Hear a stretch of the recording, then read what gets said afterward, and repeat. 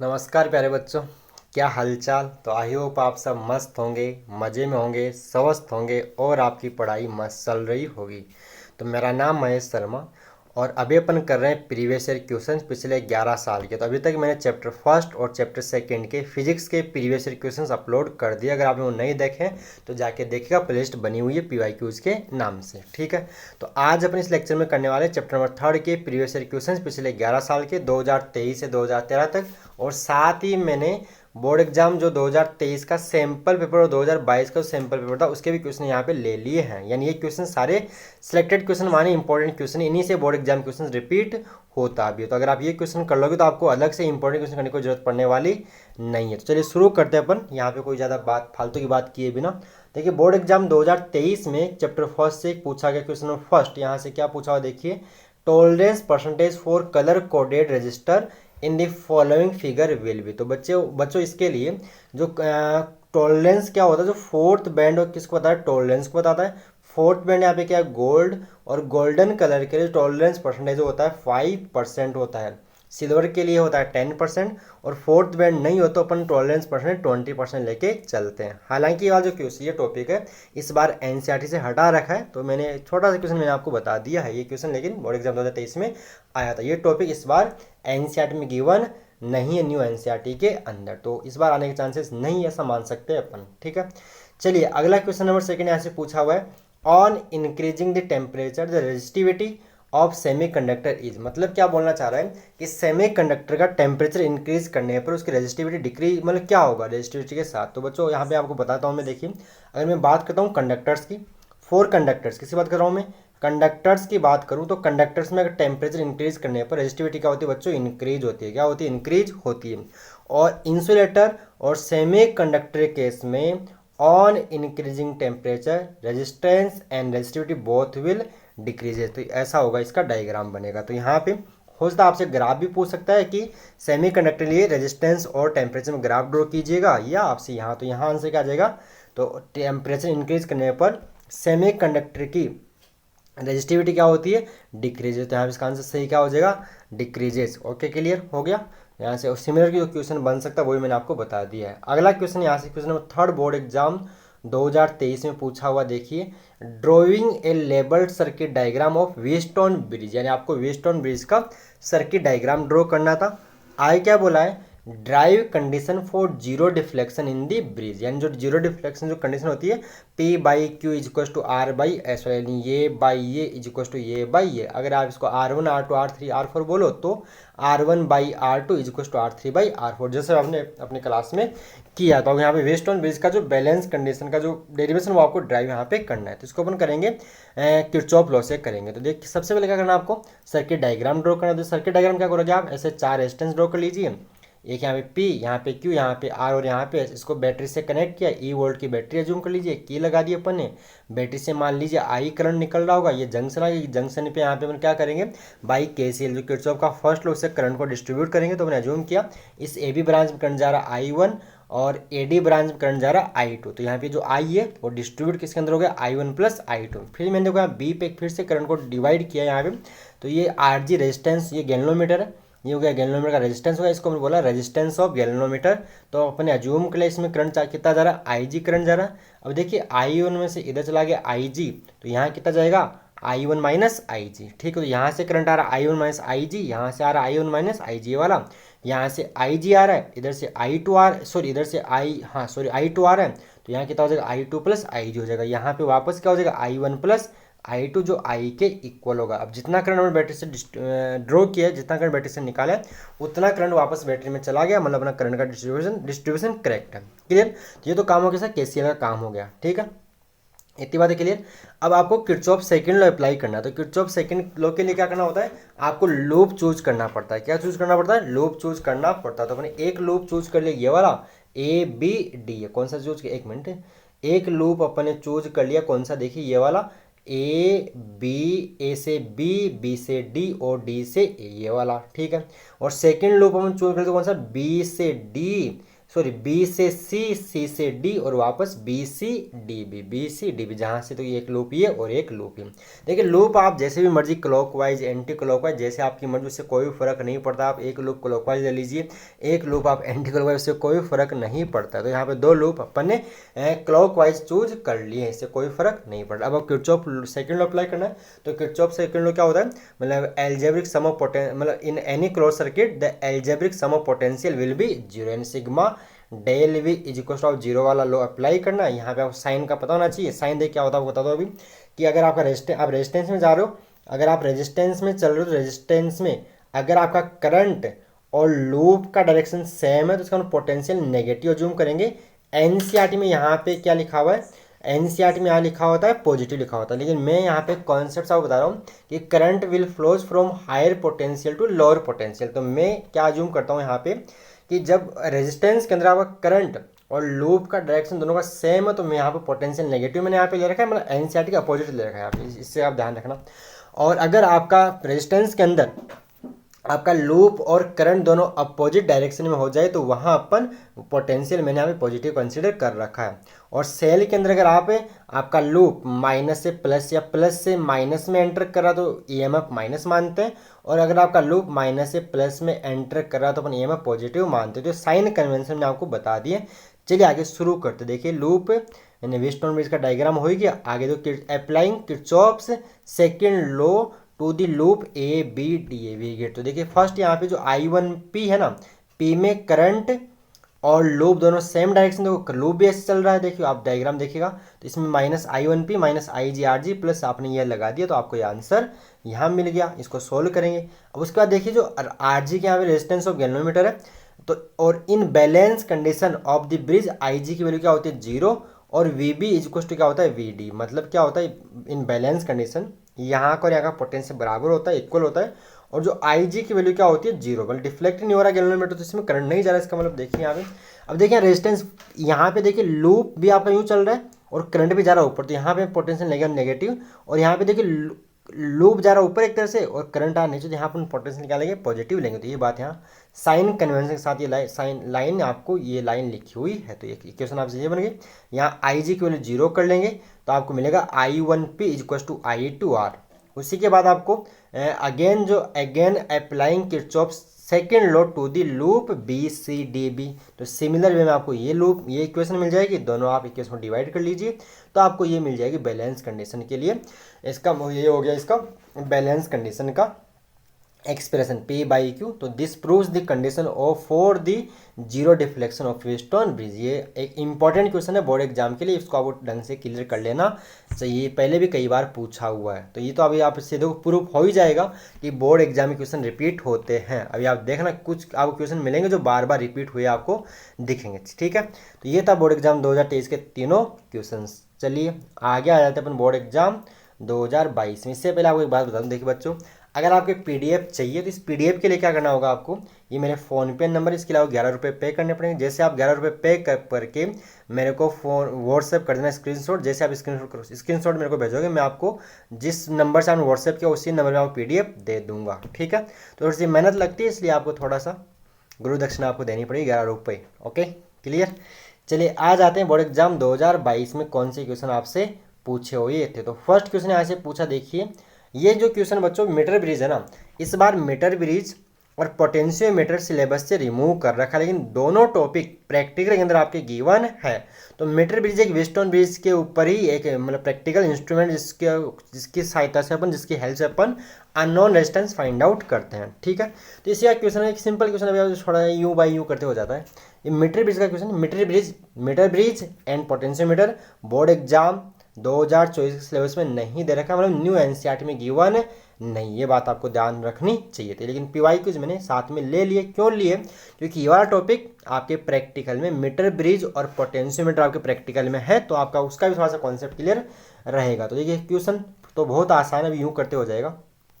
क्या बोला देखिए, पढ़ लेते question. In metre bridge experiment the balance point is found to be a 20 centimeter distance from end A, from ये E and D लिखा हुआ है यहाँ पे, from end A, ठीक है, yes from end A.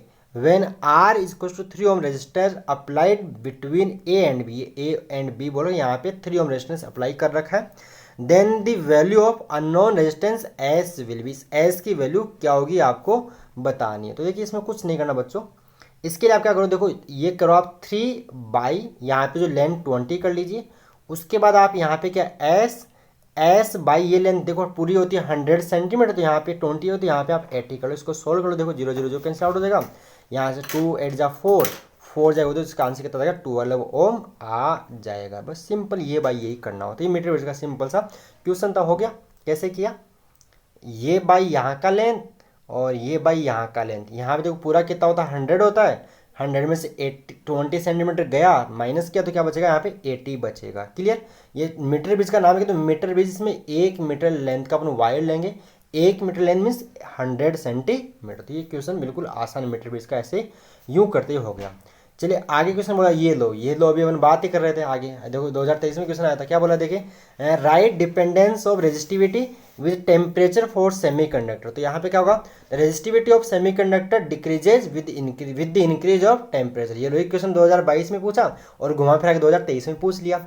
Graph देखो क्या होता है, बता दिया आपको, अगर आप टेम्परेचर इंक्रीज करोगे तो सेमीकंडक्टर की रेजिस्टिविटी क्या होगी, डिक्रीज होगी, और रेजिस्टेंस भी डिक्रीज होगा। तो ये हो गया ग्राफ, अभी मैंने आपको ड्रॉ करके भी बताया था। ठीक है, ये हो गया रो और टी के, रो फॉर रेजिस्टिविटी और टी यहाँ पे टेम्परेचर के बीच में ग्राफ ऐसा ड्रॉ कर देना था आपको। चलिए आगे बात करते हैं नेक्स्ट क्वेश्चन नंबर 3। केवल फॉर्मूला पूछा है, नहीं फॉर्मूले भी आपको याद होने चाहिए। फॉर्मूला क्या पूछा देखिए, if 2 cells of EMF E1 and E2 and internal resistance R1 R2 are connected in parallel combination, then write the equivalent EMF of this combination। तो यहाँ पे ये बोलना चाह रहा है कि 2 सेल है, उनका EMF E1 E2 है, इंटरनल रेजिस्टेंस R1 R2 है, तो उसका इक्विवेलेंट EMF का फॉर्मूला क्या होता है बच्चों, ये होता है इक्विवेलेंट EMF का formula, E equivalent is equal to E1 R2 plus E2 R1 upon R1 plus R2। 2 cell के लिए ये वाला फॉर्मूला ही होता है। यहाँ पे अगर इक्विवेलेंट रेजिस्टेंस पूछता R equivalent,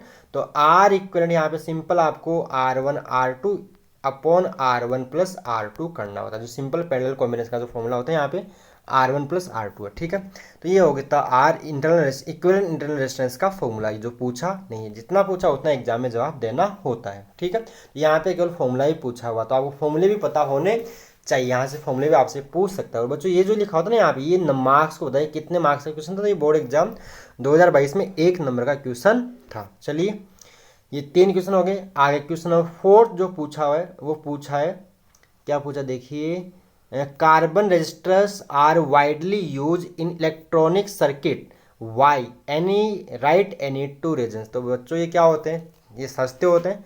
the carbon resistors are widely use in electronic circuit of radio receivers amplifier ETC, they have the following advantage. मतलब कार्बन रजिस्टर्स क्यों अपन यूज करते हैं इलेक्ट्रॉनिक सर्किट के अंदर। तो देखिए यहाँ पे ये वाला टॉपिक इस बार ये टॉपिक भी NCERT में गिवन नहीं है वैसे। तो देखिए क्या बोला है यहाँ पे, दे can be made with resistance. देखो अपन क्या करते हैं, देखिए इनकी हेल्प से अपन मतलब फ्यू ओम से मिलियन ओम तक रेजिस्टेंस ऑब्टेन कर सकते हैं। तो यानी फर्स्ट लाइन लिखिए, they can be made with register values ranging from few ohms to several million ohm. जैसे अपन बहुत छोटे रेजिस्टेंस लेके बहुत बड़े से बड़ा प्रतिरोध रेजिस्टेंस यहाँ से अपन बना सकते हैं।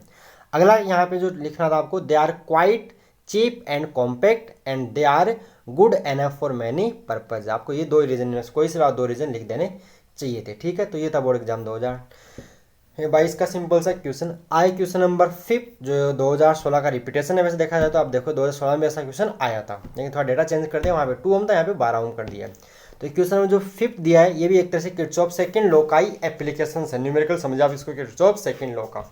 तो क्या बोला है, if 12 resistors each of resistance 12 ohm, 12 resistance है, हर एक की वैल्यू क्या है, 12 रेजिस्टेंस है, उनकी हर एक की रेजिस्टेंस की वैल्यू क्या है 12 ओम है, are connected in a cubical network, यानी क्यूबिकल नेटवर्क में क्यूब में ऐड कर रखा है, then determine the equivalent resistance of this network across the diagonally opposite corners of the cube. यानी आप रूम समझिए, रूम का एक तार लगा दिया उस कॉर्नर पे और एक वायर लगा दिया इस कॉर्नर के ऊपर से डायगोनली अपोजिट, डायगोनल आप समझते हो, डायगोनल, ठीक है।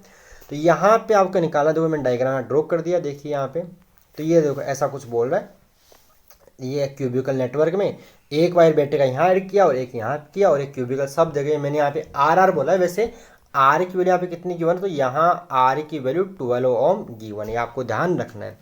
तो बच्चों जब ऐसा क्वेश्चन आया ना, तो आपको क्या करना है, सबसे पहले आपको बैटरी लगानी है। यहाँ तो बैटरी गिवन होगी, नहीं दियो तो आप बैटरी इमेजिन कर लीजिए। तो मैंने क्या किया, बैटरी इमेजिन की, इसका मैंने ईएमएफ ये जूम कर लिया। अब बैटरी से करंट निकालना है, तो करंट आप आई निकालोगे तो फंस जाओगे, आप करंट आई निकालोगे तो फंस जाओगे। क्यों फंस जाओगे, देखो बच्चों जंक्शन है, यहाँ पे एक सिमेट्री है। तो देखो जितना रेजिस्टेंस इस पाथ में आएगा उतना रेजिस्टेंस इस पाथ में आएगा और उतना रेजिस्टेंस, आप किसी पाथ को देख लीजिए, इस किसी पाथ को आप कोई सा पाथ चूज कर लो, सब में यहाँ पे सिमेट्री है, सब में यहाँ ऊपर से क्या सिमेट्री होगा। देखो सब में 3 रेजिस्टेंस आएंगे। तो यहाँ पे क्या होगा, करंट भी इक्वली डिस्ट्रीब्यूट होगा। तो मैंने कि अगर आई करंट में निकालता तो इधर करंट जाता I/3 I/3 I/3, और फ्रैक्शन के साथ खेलना थोड़ा सा मुश्किल होता। तो देखो मैंने यहाँ पे करंट दिमाग से निकाला, किससे निकाला, कि दिमाग मेरे पास है। तो मैंने क्या किया, देखो बैटरी से जो करंट निकाला है वो करंट निकाला 6I, कितना निकाला। अब 6I को इक्वल डिस्ट्रीब्यूट कीजिए, तो इधर जाएगा 2I, यहाँ पे 2I, यहाँ पे 2I। फिर देखो यहाँ पे जंक्शन आएगा, तो इधर चला गया I, इधर चला गया I, यहाँ पे I, यहाँ पे I, और यहाँ पे I, और यहाँ पे I। फिर देखिए आगे, ये जो I है वापस यहाँ के 2I हो गया, यहाँ के ये भी 2I और यहाँ पे ये भी 2I, तो वापस करंट कितना हो गया 6I। तो ये हो गया अपना करंट का डिस्ट्रीब्यूशन, बिल्कुल करेक्ट है। जितना करंट हम बैटरी से निकालते हैं उतना करंट बैटरी में वापस चल जाना चाहिए, ठीक है, तब तो आपका करंट का डिस्ट्रीब्यूशन करेक्ट है, अदरवाइज करेक्ट नहीं है, आपको ध्यान रखना है। तो ये हो गया हमने केसीएल से करंट को डिस्ट्रीब्यूट किया। अब आपको किरचॉफ सेकंड लॉ अप्लाई करना है।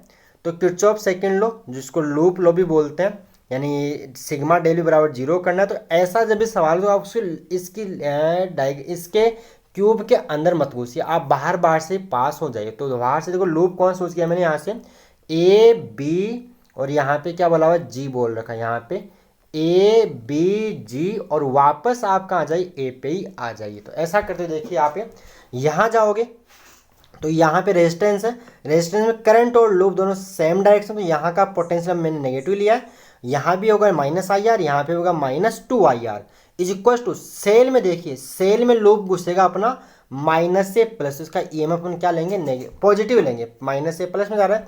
तो बस आपको यही करना है। तो किरचॉफ, तो in loop ABFGA from Kirchhoff second law, sigma del is equal to 0 करोगे तो -2IR -IR plus E is equal to 0। तो यहाँ से E की वैल्यू क्या आ गई 5IR, यानी 5IR, यानी ये आ गया टोटल EMF, क्या आ गया, टोटल EMF आ गया। अब आपको निकालना इक्वल रेजिस्टेंस, तो बच्चों होता है total EMF upon total current. तो total EMF E upon current total 6I, नहीं 6I अपने बैटरी से करंट ड्रॉ किया था, 6I अपने बैटरी से करंट निकाला था, तो ये आ गया 6I।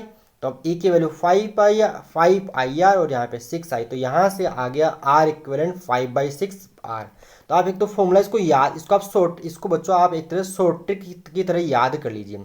जब एक क्यूब में सारे रेजिस्टेंस इक्वल हो तो उसका जो इक्विवेलेंट रेजिस्टेंस का जो फॉर्मूला होता है बच्चों, वो 5/6R होता है। मान लो कि ऑब्जेक्टिव क्वेश्चन आ गया, वहाँ एक क्यूब देखा और क्यूब में सारे रेजिस्टेंस हमारे 6 है, तो इक्विवेलेंट कितना हो जाएगा 5 हो जाएगा, ठीक है। सारे 12 हो, तो क्या हो जाएगा 5/6 इंटू अपन 12 कर देंगे तो यहाँ पे 10 आ जाएगा। बोलो क्लियर यहाँ पे। तो यहाँ पे जो R की वैल्यू गिवन है बच्चों, वो कितनी गिवन है, यहाँ R की वैल्यू 12 गिवन, तो यहाँ पे 12 पुट करेंगे तो यही जो यहाँ का जो इक्विवेलेंट रेजिस्टेंस होगा कितना होगा, इस क्वेश्चन के लिए इक्विवेलेंट रेजिस्टेंस कितना रहेगा 10 ओम रहेगा। तो आई होप आपको किरचॉफ सेकंड लॉ अप्लाई करना आ गया होगा। रेजिस्टेंस में अगर करंट और लूप दोनों सेम डायरेक्शन में तो पोटेंशियल आपको नेगेटिव जूम करना है, और अगर रेजिस्टेंस में करंट और loop both will be in opposite direction, then आपको जो पोटेंशियल ड्रॉप को क्या करना है, पॉजिटिव लेना है, अगर अपोजिट है तो, और सेम है तो नेगेटिव, ठीक है। आप यूँ समझ लीजिए, हाँ ठीक आ गया वो समझ में। और सेल के अंदर अगर आपका लूप माइनस से प्लस में जा रहा है तो उसका EMF प्लस पॉजिटिव लेते हैं, और अगर आपका लूप प्लस से माइनस जा रहा है तो उसका EMF नेगेटिव लेते हैं। तो ठीक है, तो ये था आपका बोर्ड एग्जाम 2022 का न्यूमेरिकल क्वेश्चन, जो 2016 का रिपीटेशन है। बस अभी आपको दिखाऊंगा थोड़ी देर बाद में। आगे आते हैं बोर्ड एग्जाम 2021 के अंदर। अब आप बोलोगे सर ये तो उस टाइम तो राजस्थान बोर्ड की बुक थी, तो बच्चों एक बात आपको मैं क्लियर कर देता हूँ कि अपन PYQs कर रहे हैं, तो क्या पिछले 11 साल में सिलेबस चेंज नहीं हुआ। तो सिलेबस खास चेंज नहीं हुआ है। पहले देखो 13 से 17 तक एनसीईआरटी की बुक थी, और 18, 19, 20 और 21 में राजस्थान बोर्ड की बुक थी। और राजस्थान बोर्ड की बुक और एनसीईआरटी के सिलेबस में खास फर्क नहीं था, कुछ टॉपिक थे माइनर है, 95% सिलेबस सेम था। कुछ टॉपिक एनसीईआरटी में गिवन है, आरबीएस में नहीं थे, कुछ टॉपिक आरबीएस में एनसीईआरटी में नहीं है, तो मैंने वो क्वेश्चन बेस में आंसर हटा रखे हैं। तो आपको पीवाईक्यूज करने लेने चाहिए, कोई इसमें कोई दिक्कत वाली बात नहीं है। चलिए आ जाते हैं बोर्ड एग्जाम 2021 का क्वेश्चन नंबर फर्स्ट। दो क्या बोला है, unit of electromotive force is, तो फोर्स देखते ही फोर्स यूनिट न्यूटन आप मत कर टिक कर देना। इलेक्ट्रोमोटिव फोर्स पोटेंशियल है, कब, जब सेल से अपन कोई करंट ड्रॉ नहीं करते उस टाइम उसका जो ईएमएफ है, जो उसको हम क्या, उस टाइम उसका जो पोटेंशियल उसको हम क्या बोलते हैं, ईएमएफ बोलते हैं। और जब सेल से अपन करंट लेना शुरू कर देते हैं उस टाइम जो पोटेंशियल है उसको अपन बोलते हैं टर्मिनल वोल्टेज बोलते हैं, जिसका यूनिट क्या रहेगी, इसकी वोल्ट ही रहेगी, वोल्ट ही रहेगी। बोलो क्लियर है। आगे क्वेश्चन है, write the definition of internal resistance of a cell. तो यहाँ आपको जो सेल का इंटरनल रेजिस्टेंस की डेफिनेशन आपको राइट करनी थी, लिखनी थी। तो देखिए क्या होती है, the resistance offered by the electrolyte of a cell to the flow of current between its electrode is called internal resistance of the cell. तो डेफिनेशन आपको इसको पढ़ लेनी चाहिए। तो इंटरनल रेजिस्टेंस डेफिनेशन आपसे पूछी गई थी। अगला क्वेश्चन पढ़ना ध्यान से, draw label diagram of Wheatstone bridge and obtain it's condition of balance bye Kirchhoff's law. तो अपने किरचॉफ से पहले ही प्रूव कर लिया।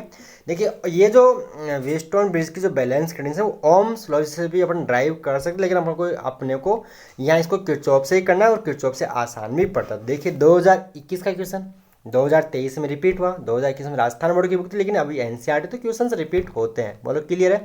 तो अपने ऑलरेडी क्वेश्चन कर लिया है। बोलो क्लियर है कि नहीं, समझ में आ गया होगा। ठीक है, अगला क्वेश्चन देखिएगा, write the, question number 4, write the method to determine the value of an unknown resistance by metre bridge, drive necessary formula, draw circuit diagram. यानी आपको क्या करना है, पहले बात तो क्लियर कर दूं, मीटर ब्रिज इस बार एनसीईआरटी में गिवन नहीं है, थ्योरेटिकल जो सिलेबस दिया उसके अंदर, लेकिन प्रैक्टिकल में गिवन है। तो ये क्वेश्चंस आप छोड़ सकते हो, लेकिन आपको प्रैक्टिकल में तो पढ़ना ही है, तो इसको आप पढ़ लीजिएगा। ठीक है, देख लीजिए, इसलिए मैंने क्वेश्चन यहाँ पे ले भी लिया। क्यों लेके, क्वेश्चन आपका मतलब ये आपका प्रैक्टिकल है। ठीक है, तो अब बात क्या बोलना पूछना चाह रहा है कि जो मीटर ब्रिज है उसके थ्रू अपन अननोन रेजिस्टेंस की वैल्यू कैसे फाइंड आउट कर, उसका आपको मेथड बताना है, सर्किट डायग्राम करना, ड्रॉ करना, और जो नेसेसरी फॉर्मूला आपको ड्राइव करना है। तो देखिए सर्किट डायग्राम में क्या होता है, देखिए इसमें आपको ये क्वेश्चन आप चाहो तो स्किप कर लीजिए, मैं आपको अभी इसको 2-3 मिनट में आपको पढ़ा देता हूँ, रिवाइज करवा देता हूँ। देखिए तो देखिए इसमें क्या होता है, देखो एक तो एल से ब्लेड होगी, ये भी एल से ब्लेड होगी, बीच में क्या होगी, आई से ब्लेड मान लीजिए। ये किसकी होती है, कॉपर की होती है, और इसके ऊपर क्रोमियम की पॉलिश कर दी जाती है। वैसे यहाँ पे लगाते हैं आरबी रेजिस्टेंस बॉक्स लगाते हैं, यहाँ पे अपन अननोन रेजिस्टेंस लगाते हैं, और यहाँ पे हम लगाते हैं गैल्वेनोमीटर लगाते हैं। ठीक है, और इसके यहाँ पे जोकी लगाते हैं, जो कि एक तरह से नाइफ एज, एक तरह से आप मैंने स्क्रू ड्राइवर देखा तो उसकी तरह कुछ नुकीला एज होता है। और इसको ये जो लेंथ तो 1 मीटर होती है, 100 सेंटीमीटर। अगर ये आप एल एज्यूम करो तो 100 माइनस एल यानी सेंटीमीटर में लिए। नीचे आपको एक सेल लगाना, ये लेकलाइन सेल होता है, ये की लगा दे, और ये रियोस्टेट अपन लगा देते हैं। रियोस्टेट जो करंट को कंट्रोल करता है ना, ऐसे। तो ये सर्किट डायग्राम हो गया। अब इसका मेथड क्या देखिए बच्चों, मेथड आपको मैं भी समझाता हूँ। मेथड क्या करता है, सबसे हम क्या करते हैं, इस आरबी से की अननोन रेजिस्टेंस निकालते हैं। ठीक है, की प्रेस करेंगे, यानी यहाँ से अननोन रेजिस्टेंस निकाल की प्रेस करेंगे, और फिर अपन क्या करेंगे, सिर्फ जो जोकी है इस जोकी को अपन पॉइंट ए पे रखेंगे और पॉइंट सी पे रखेंगे। दोनों कंडीशन में जो गैल्वेनोमीटर में डिफ्लेक्शन क्या होना चाहिए, इसमें अपोजिट। अगर जोकी यहाँ पे जोकी लगाने पर, ए पे जोकी लगाने पर डिफ्लेक्शन मान लीजिए इधर जा रहा है, यहाँ पे इसकी सुई इधर भाग रही है, तो सी पे लगाने में सुई इधर आनी चाहिए। तो इस ऐसा करने पे क्या होगा, मतलब आपका ये एक्यूरेट, अब आप इसे रीडिंग ले सकते हो। फिर इसके बाद क्या करते हैं अपन, इसके बाद इस जोकी को इस वायर ए बी पर क्या करते हैं, स्लाइड करवाते हैं। क्या करते हैं, स्लाइड करवाएंगे तो अपने को एक पॉइंट ऐसा मिलेगा जहाँ पे इसकी सुई का आ जाएगी बिल्कुल जीरो पे आ जाएगी, यानी क्या हो जाएगा, अनडेविएट कंडीशन में जाएगा, यानी नल डिफ्लेक्शन बताएगा, यानी इसमें कोई रीडिंग नहीं आएगी। इसको इस टाइम क्या हो गया, ये बैलेंस हो गया, मतलब क्या बन गया, व्हीटस्टोन ब्रिज बन गया। बस ये फिर अगर व्हीटस्टोन ब्रिज बन गया तो ये बाई ये इजक्वल टू आप ये बाई ये कर लीजिए। ठीक है, तो यही करना है। अब जो पी वाई, बस ये एक बार मैं आपको पढ़ के सुना देता हूँ। तो डायग्राम सुन लिया होगा, डायग्राम देख लिया होगा। वर्किंग क्या करना, देखिए, after taking out a suitable resistance R from the resistance box, the jockey J is moved along the wire AC till there is no deflection in the galvanometer. ठीक है, this is the balance condition of the Wheatstone bridge. उसके बाद अपने ये वाला जो इसका AD part है, इसका रेजिस्टेंस पी जूम कर लिया है, और जो डीसी पार्ट का रेजिस्टेंस क्यू जूम कर लिया। तो पी की वैल्यू अपन राइट करते बच्चों क्या, रो एल बाई ए लिख सकते हैं। अब रो यहाँ पे क्या होगी, जो रेजिस्टिविटी जो वायर जिससे बना है, जिस मटेरियल से बना उसकी रेजिस्टिविटी हो जाएगी, और एल इसकी लेंथ, और ए इसका हो जाएगा क्रॉस सेक्शन एरिया। और तो क्यू की वैल्यू क्या लिख सकते हैं अपन, रो इंटू एल। तो यहाँ पे एल हो जाएगा 100 माइनस एल बाई ए हो जाएगा। तो बस आपको यही लगाना है यहाँ पे। तो फॉर्मूले की बात करते देखिए, तो let P and Q R the resistance of the part A D and D C of the wire, then P is equal to rho L by A, where rho is resistivity of the wire, A cross section area of the wire, and Q क्या होगा, rho into 100 minus L by A. Rho into 100 minus L by A. Rho ये कहाँ से आ रहा है, rest का जो formula था ना, rho R is equal to rho L by A. ठीक है, तो ये वाला अब आपको लगा देना है in the balance condition of the bridge, P by Q is equal to R by S. मतलब ये बाई ये इज इक्वल टू ये बाई ये करेंगे, आपको आंसर मिल जाएगा। ये होता है इसका नेसेसरी फॉर्मूला। तो आपके प्रैक्टिकल में भी गिवन है, इसको आप देख लीजिएगा। ठीक है, तो ये भी एक इंपॉर्टेंट क्वेश्चन होता था जब सिलेबस में था, लेकिन इस बार एनसीईआरटी ने और राजस्थान बोर्ड ने सिलेबस से हटा रखा है। मीटर ब्रिज थ्योरी एग्जाम में गिवन नहीं है, लेकिन प्रैक्टिकल में गिवन है। तो क्या पता क्वेश्चन पूछे तो आपको करके जाना चाहिए, क्योंकि प्रैक्टिकल में आपको गिवन है। चलिएगा, अगला क्वेश्चन यहाँ पे बोर्ड एग्जाम 2020 का। तो फर्स्ट ये भी क्वेश्चन इसी का है, why do we get, question number first, why do we get balancing point in the middle of the meter bridge generally. तो बच्चों इससे क्या होता है, इसकी सेंसिटिविटी इंक्रीज हो जाती है। तो क्या बोला देखिए, इसका आंसर यहाँ पे लिखा हुआ देखिए, to increase the sensitivity of the meter bridge. ठीक है, this will minimise the errors in measuring the value of unknown resistance. ऐसा करने पर अननोन रेजिस्टेंस को मेजर करने में उसकी जो एरर है बहुत कम हो जाती है। ठीक है, तो ये क्वेश्चन था। अगला क्वेश्चन यहाँ पे नेक्स्ट क्वेश्चन नंबर सेकंड भी देखिए बच्चों, क्वेश्चन नंबर सेकंड है ना, वैसे आपका क्वेश्चन नंबर सेकंड आपका वैसे 10th क्लास का सीरीज एंड पैरेलल कॉम्बिनेशन भी एनसीईआरटी ने नहीं दे रखा है। क्यों नहीं दे रखा है, क्योंकि बच्चों आपने 10th क्लास में आप पढ़ के आए हो। एक आप लाइन पढ़ना, इसमें लिखा हुआ शुरू में कि कंटेंट इन रेशनलाइज। इसका मतलब ये है कि जो एक ही टॉपिक जो आपने पहले पढ़ लिया उसको आगे यहाँ पे दिया हुआ नहीं, क्योंकि वो समझदार है कि बच्चे 10 में पढ़ के आए, क्यों दोबारा फालतू पढ़ाए, बच्चों को तो आता है ये चीज़। तो बेसिक फॉर्मूला 10th क्लास का ये न्यूमेरिकल देखा जाए तो मेरे हिसाब से तो ये आपको आना चाहिए। तो ये क्वेश्चन जो 2020 में क्वेश्चन नंबर सेकंड था, मैं इसको आपको सोल्व करवाता हूँ। ये सीरीज और पैरेलल कॉम्बिनेशन का क्वेश्चन है। ठीक है, सीरीज पैरेलल इस बार एनसीईआरटी ने हटा रखा है, 2024 सिलेबस में नहीं दे रखा है, लेकिन ये आपको आना चाहिए। क्योंकि अगर आपको सीरीज पैरेलल ही नहीं आएगा तो क्या व्हीटस्टोन ब्रिज का सवाल कर पाओगे क्या? व्हीटस्टोन ब्रिज से अननोन रेजिस्टेंस निकालेगा, व्हीटस्टोन ब्रिज से इक्वल रेजिस्टेंस फाइंड आउट करने का क्वेश्चन बोर्ड एग्जाम में पूछ सकता है, क्योंकि व्हीटस्टोन ब्रिज सिलेबस में गिवन है। तो उसी के लिए बेसिक कंसेप्ट आपको आने चाहिए। तो यहाँ पे क्वेश्चन मैं आपको बताता हूँ, 10th क्लास का क्वेश्चन देखा जाए तो इसलिए मैं इसको ले लिया। यहाँ पे क्या बोला देखिए, 3 resistors are connected in parallel, the electric current 7.5 ampere is flowing in this combination from a battery of EMF 30 volt. क्या बोला है कि 3 रेजिस्टर्स है पैरेलल में कनेक्ट किए, इनमें 7.5 एम्पियर का तीनों में मिला करंट फ्लो हो रहा है, और 30 वोल्ट की बैटरी इसके लगा रखी है। If the value of 2 resistance are 10 ohm and 12 ohm, then find the value of third resistance. Diagram आपको क्लियर कर दिया मैंने। यहाँ पे 2 रेजिस्टेंस R1 अज्यूम किया 10 ओम, R2 किया 12 ओम, और R3 को मैंने R अज्यूम कर लिया। R की वैल्यू फाइंड आउट करनी है, बैटरी 30 वोल्ट की, यहाँ से 7.5 करंट एम्पियर निकल रहा है, और ये करंट देखो इस जंक्शन इसमें से करंट यहाँ पे जाएगा I1 जाएगा, इधर करंट आप I1, इधर करंट जाएगा I2, और इधर आप करंट मान लीजिए I3 जाएगा, ऐसा है। तो यहाँ पे देखिए जैसे सोल्व किया है, तो सबसे पहले यहाँ से निकाले इक्विवेलेंट रेजिस्टेंस निकाले, टोटल रेजिस्टेंस यहाँ से निकाल लिया। तो टोटल रेजिस्टेंस कैसे निकलता है बच्चों, टोटल वोल्टेज या टोटल EMF या टोटल अपॉन टोटल करंट। तो आपको टोटल वोल्टेज गिवन है और टोटल करंट आपको गिवन है, तो यहाँ से निकाले टोटल रेजिस्टेंस निकाले, जो टोटल आएगा इक्विवेलेंट रेजिस्टेंस आएगा 4 ओम। अब पैरेलल का जो फॉर्मूला बच्चों क्या होता है, 1/r equivalent is equal to 1/r1 plus 1/r2 plus 1/r3। आपके पास आर इक्वेलेंट, आपके पास R1, आपके पास R2 और आपके पास R3 को हमने R जूम किया, तो R की वैल्यू अब तो आप सोल्व कर ही लोगे बच्चों। इधर लाके ट्रांसफर एलसीएम ले लो, के सोल्व करो तो ये R की वैल्यू 15 ओम मिल जाएगी। सिंपल। पहले टोटल रेजिस्टेंस निकाल लिया, इक्विवेलेंट निकाल लिया, पैरेलल का फॉर्मूला अप्लाई कर दिया, 2 की वैल्यू गिवन है, इक्विवेलेंट रख दिया, थर्ड को R जूम कर लिया और R की वैल्यू अपन यहाँ पे 15 ओम आ जाएगी। ठीक है, तो ये तो एक सिंपल सा न्यूमेरिकल। चलिएगा आगे आते क्वेश्चन नंबर 3। बोला राइट किरचॉफ सेकंड लॉ। अब किरचॉफ सेकंड लॉ लिखना है बस। तो किरचॉफ सेकंड लॉ क्या बोलता है आपको याद है, जो किरचॉफ फर्स्ट लॉ और किरचॉफ सेकंड लॉ आपको याद कर लेना चाहिए, बोर्ड के लिए important question. Right Kirchhoff first law जिसको अपन जंक्शन रूल भी बोलते हैं, और किरचॉफ सेकंड लॉ को अपन लूप लॉ भी बोलते हैं।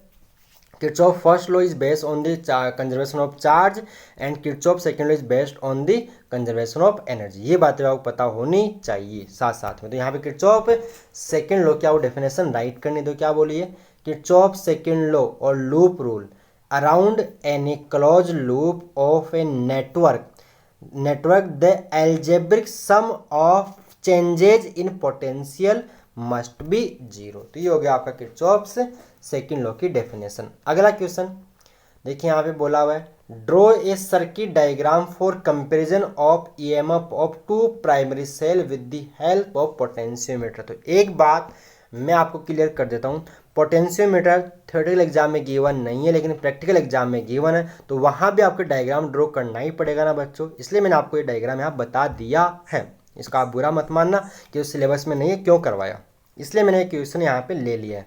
तो क्या करना है, पोटेंशियोमीटर की हेल्प से आपको जो आप प्रैक्टिकल ले में जो आपने काम किया है, जो डायग्राम ड्रॉ किया है, वो डायग्राम ड्रॉ करना होता है। देखिए इसमें क्या होता है बच्चों, देखो इसको ये डायग्राम में आंसर बता रहा हूँ आपको, इसको बोलते हैं प्राइमरी सर्किट बोलते हैं। ये ए बी जो वायर इसको पोटेंशियोमीटर वायर बोलते हैं। यहाँ पे अपन लगाते हैं सेल, प्राइमरी सर्किट का जो सेल है यहाँ पे क्यू और ये लगाया रियोस्टेट। प्राइमरी सर्किट पोटेंशियोमीटर का कोई सा भी एप्लीकेशन और चेंज नहीं होता है। अब यहाँ पे 2 सेल है, एक को मैंने E1 अज्यूम किया है, एक को मैंने क्या अज्यूम किया E1, एक को अज्यूम किया E2, ये लगा दिया। ये होती है 2 वे क्यू होती है ये वाली, यहाँ से जो गैल्वेनोमीटर ऐड करना होता है, ठीक है, एक बार किस में लगाते एक बार किस में लगाते, वो प्रोसीजर की बात मैंने यहाँ नहीं कर रहा, तो आपको डायग्राम में ड्रॉ करना था पोटेंशियोमीटर की हेल्प से 2 सेल के ईएमएफ के कंपेरिजन का जो फॉर्मूला आता है, जो इनका जो रेशियो ऑफ ईएमएफ होता है वो होता है कि बैलेंसिंग लेंथ के रेशियो में E1/E2 इक्वल टू L1/L2 होता है, ये फॉर्मूला अगर पूछे तो। ठीक है, प्रैक्टिकल में गिवन इसलिए मैंने आपको यहाँ पे करवा दिया ये वाला। अगला क्वेश्चन देखिए बोर्ड एग्जाम 2019 का कार्बन रजिस्टर का है, जिसकी ट्रिक आपको, ये एक आसान क्वेश्चन है, इसको मैं बताता हूँ।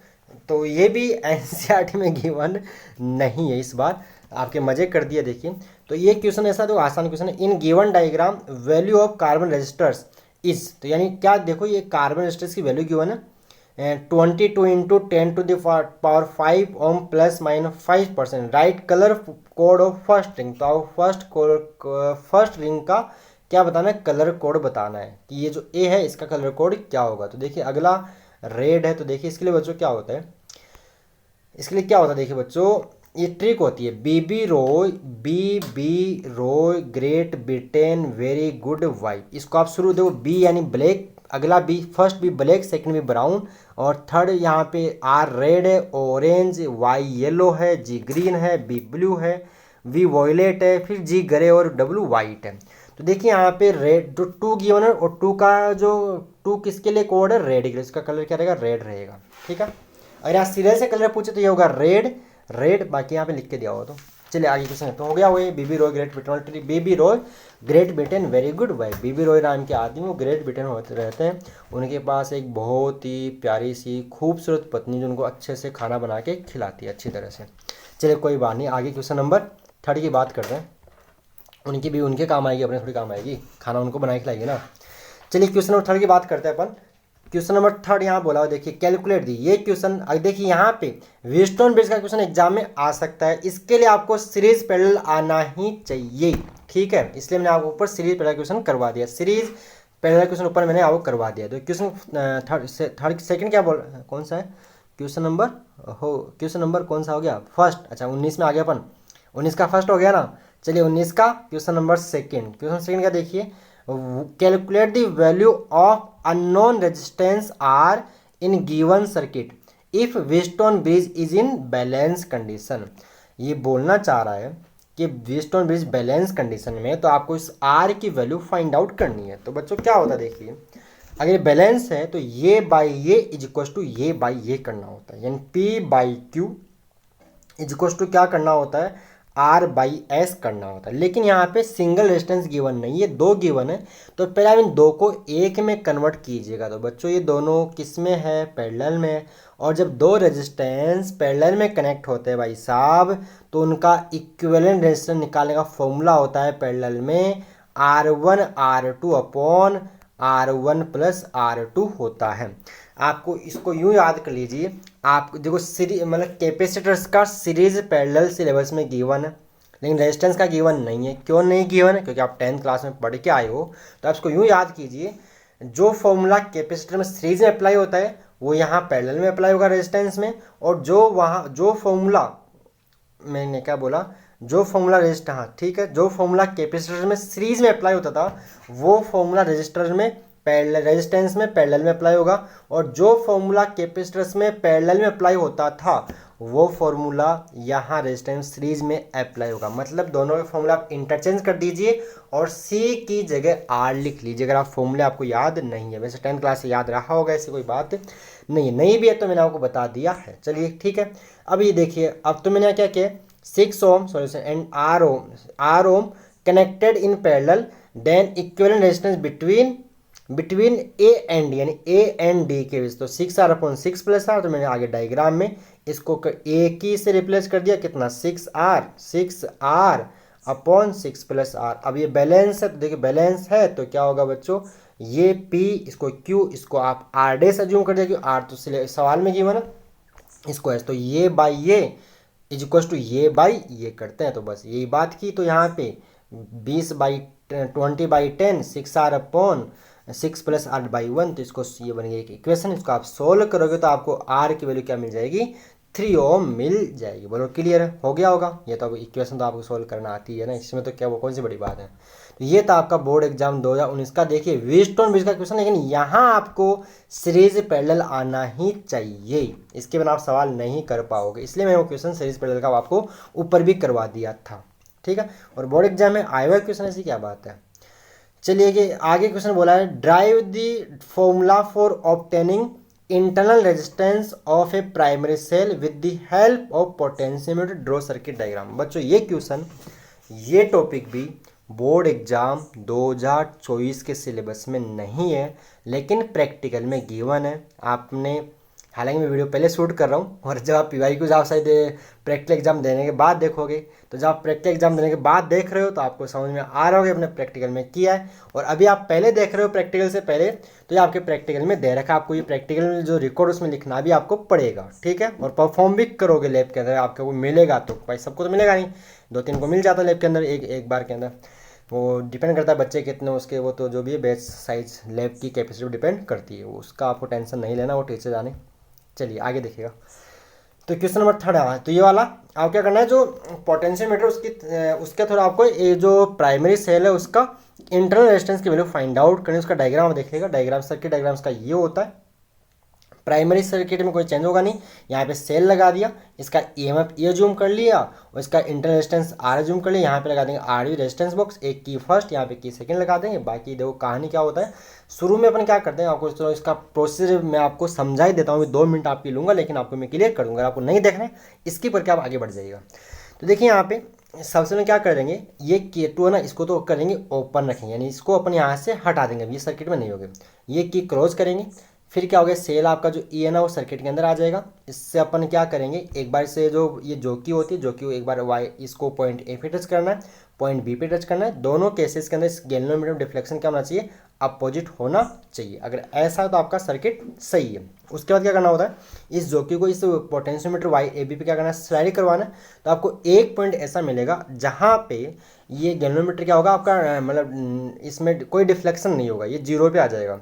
मतलब वो हो गई।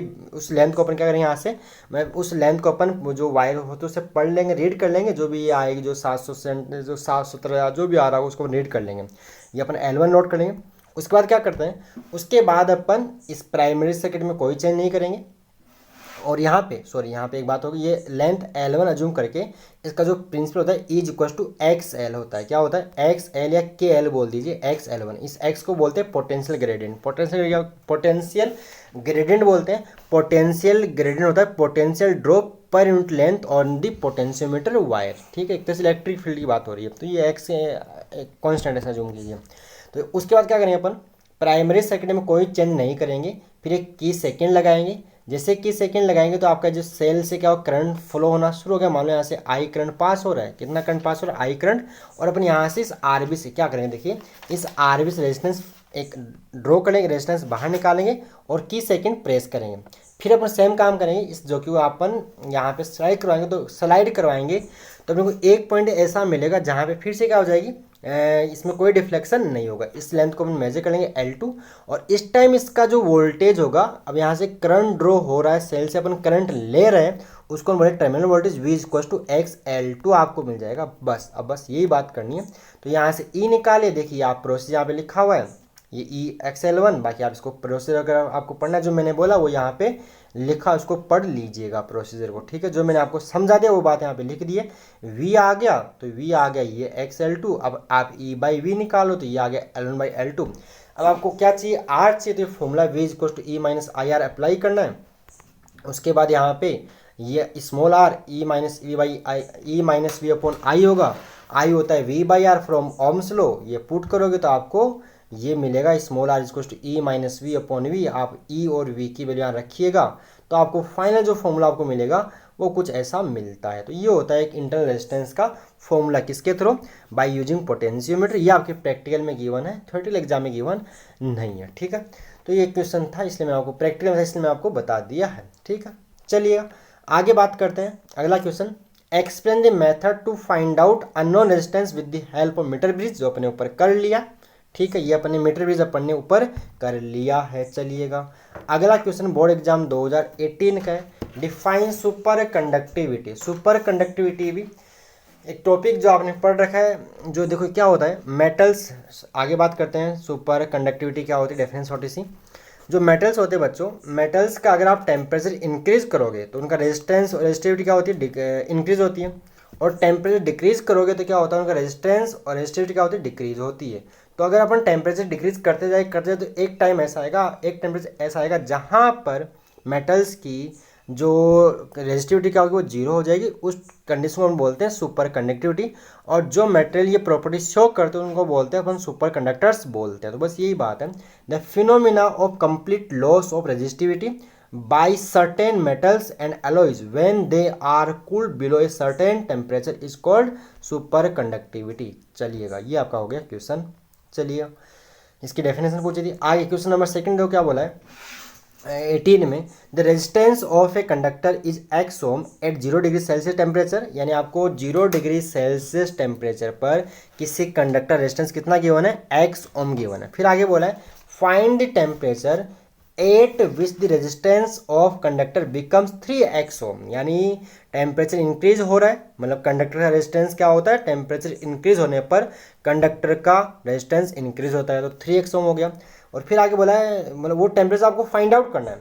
फिर आगे बोला है the temperature coefficient of resistance for conductor is 0.4 into 10⁻³ पर degree Celsius which is constant, ऐसा बोल रहा है। तो आपको यहाँ पे देखो एक फॉर्मूला अप्लाई करना, भी आंसर सीधा सीधा आ जाएगा। आपको तो गिवन क्या है, रेजिस्टेंस एट 0 डिग्री सेल्सियस कितना गिवन है, एक्स ओम गिवन है।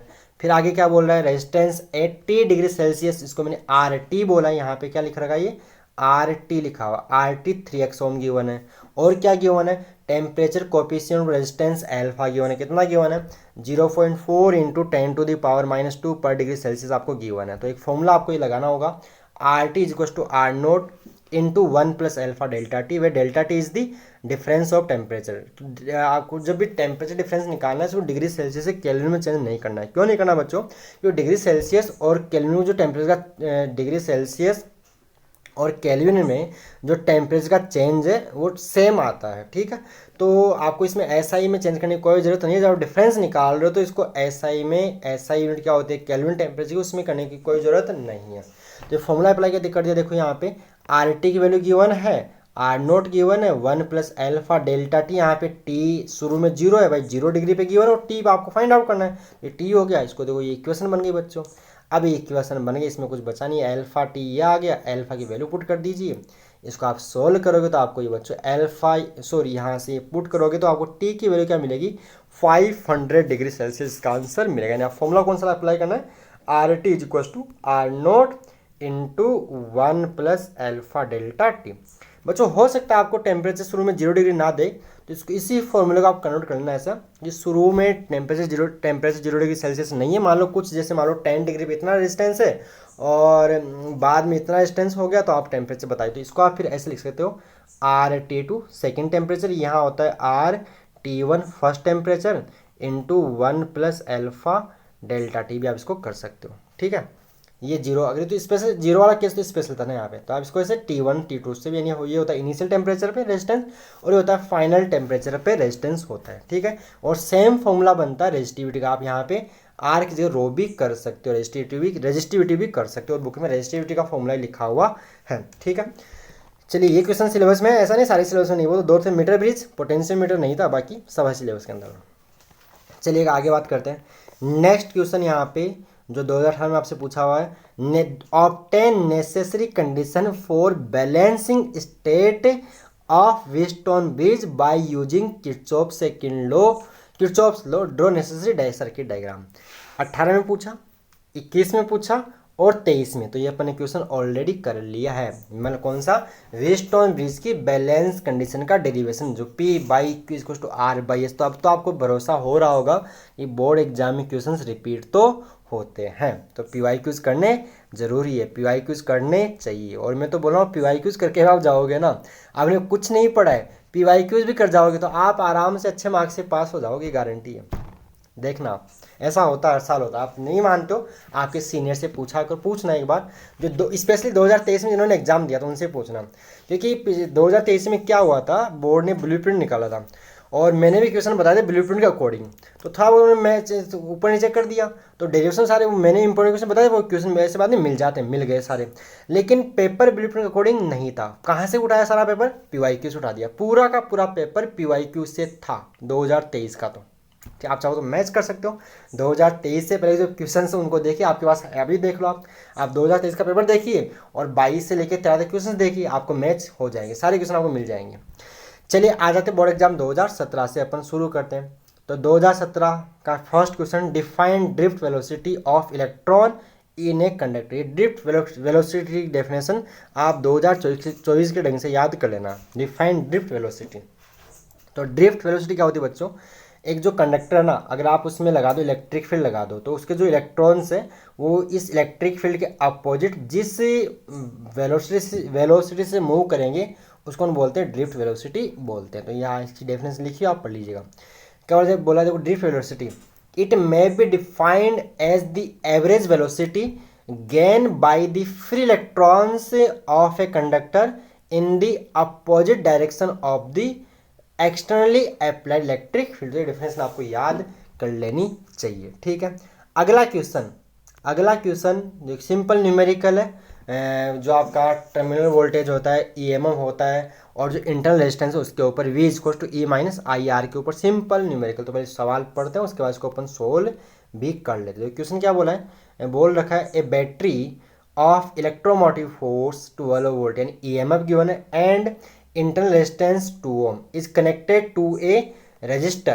If the current of 0.5 ampere is flowing through the circuit, then calculate the resistance of resistor. If the circuit is closed, then what will be terminal voltage of the cell? तो देखिए इन्होंने क्या बोला, एक battery है जिसका EMF given कितना, देखो 12 वोल्ट गिवन है, इसका स्मॉल आर इंटरनल रेजिस्टेंस देखिए होता अंदर दिखाते बाहर, ये स्मॉल आर दिखा दिया, एक रेजिस्टर से कनेक्ट है, उसका रेजिस्टेंस आपको निकाला, आपने आर जूम कर लिया, इसमें करंट कितना फ्लो हो रहा है, 0.5 एम्पीयर करंट फ्लो हो रहा है, तो बस लगा दीजिए यहाँ पे। फर्स्ट आप निकालो यहाँ पे टर्मिनल वोल्टेज। तो टर्मिनल वोल्टेज का फॉर्मूला क्या होता है, V equal to terminal voltage का फॉर्मूला क्या होता है, V equal to E minus R। अब E आपको EMF गिवन है, I गिवन है, R गिवन है, तो V कितना आ गया, 11 वोल्ट आ गया। अब रेजिस्टेंस निकालना है तो V equal to E minus IR लगा दो। अब इस रेजिस्टर में करंट कितना जा रहा है, I जा रहा है।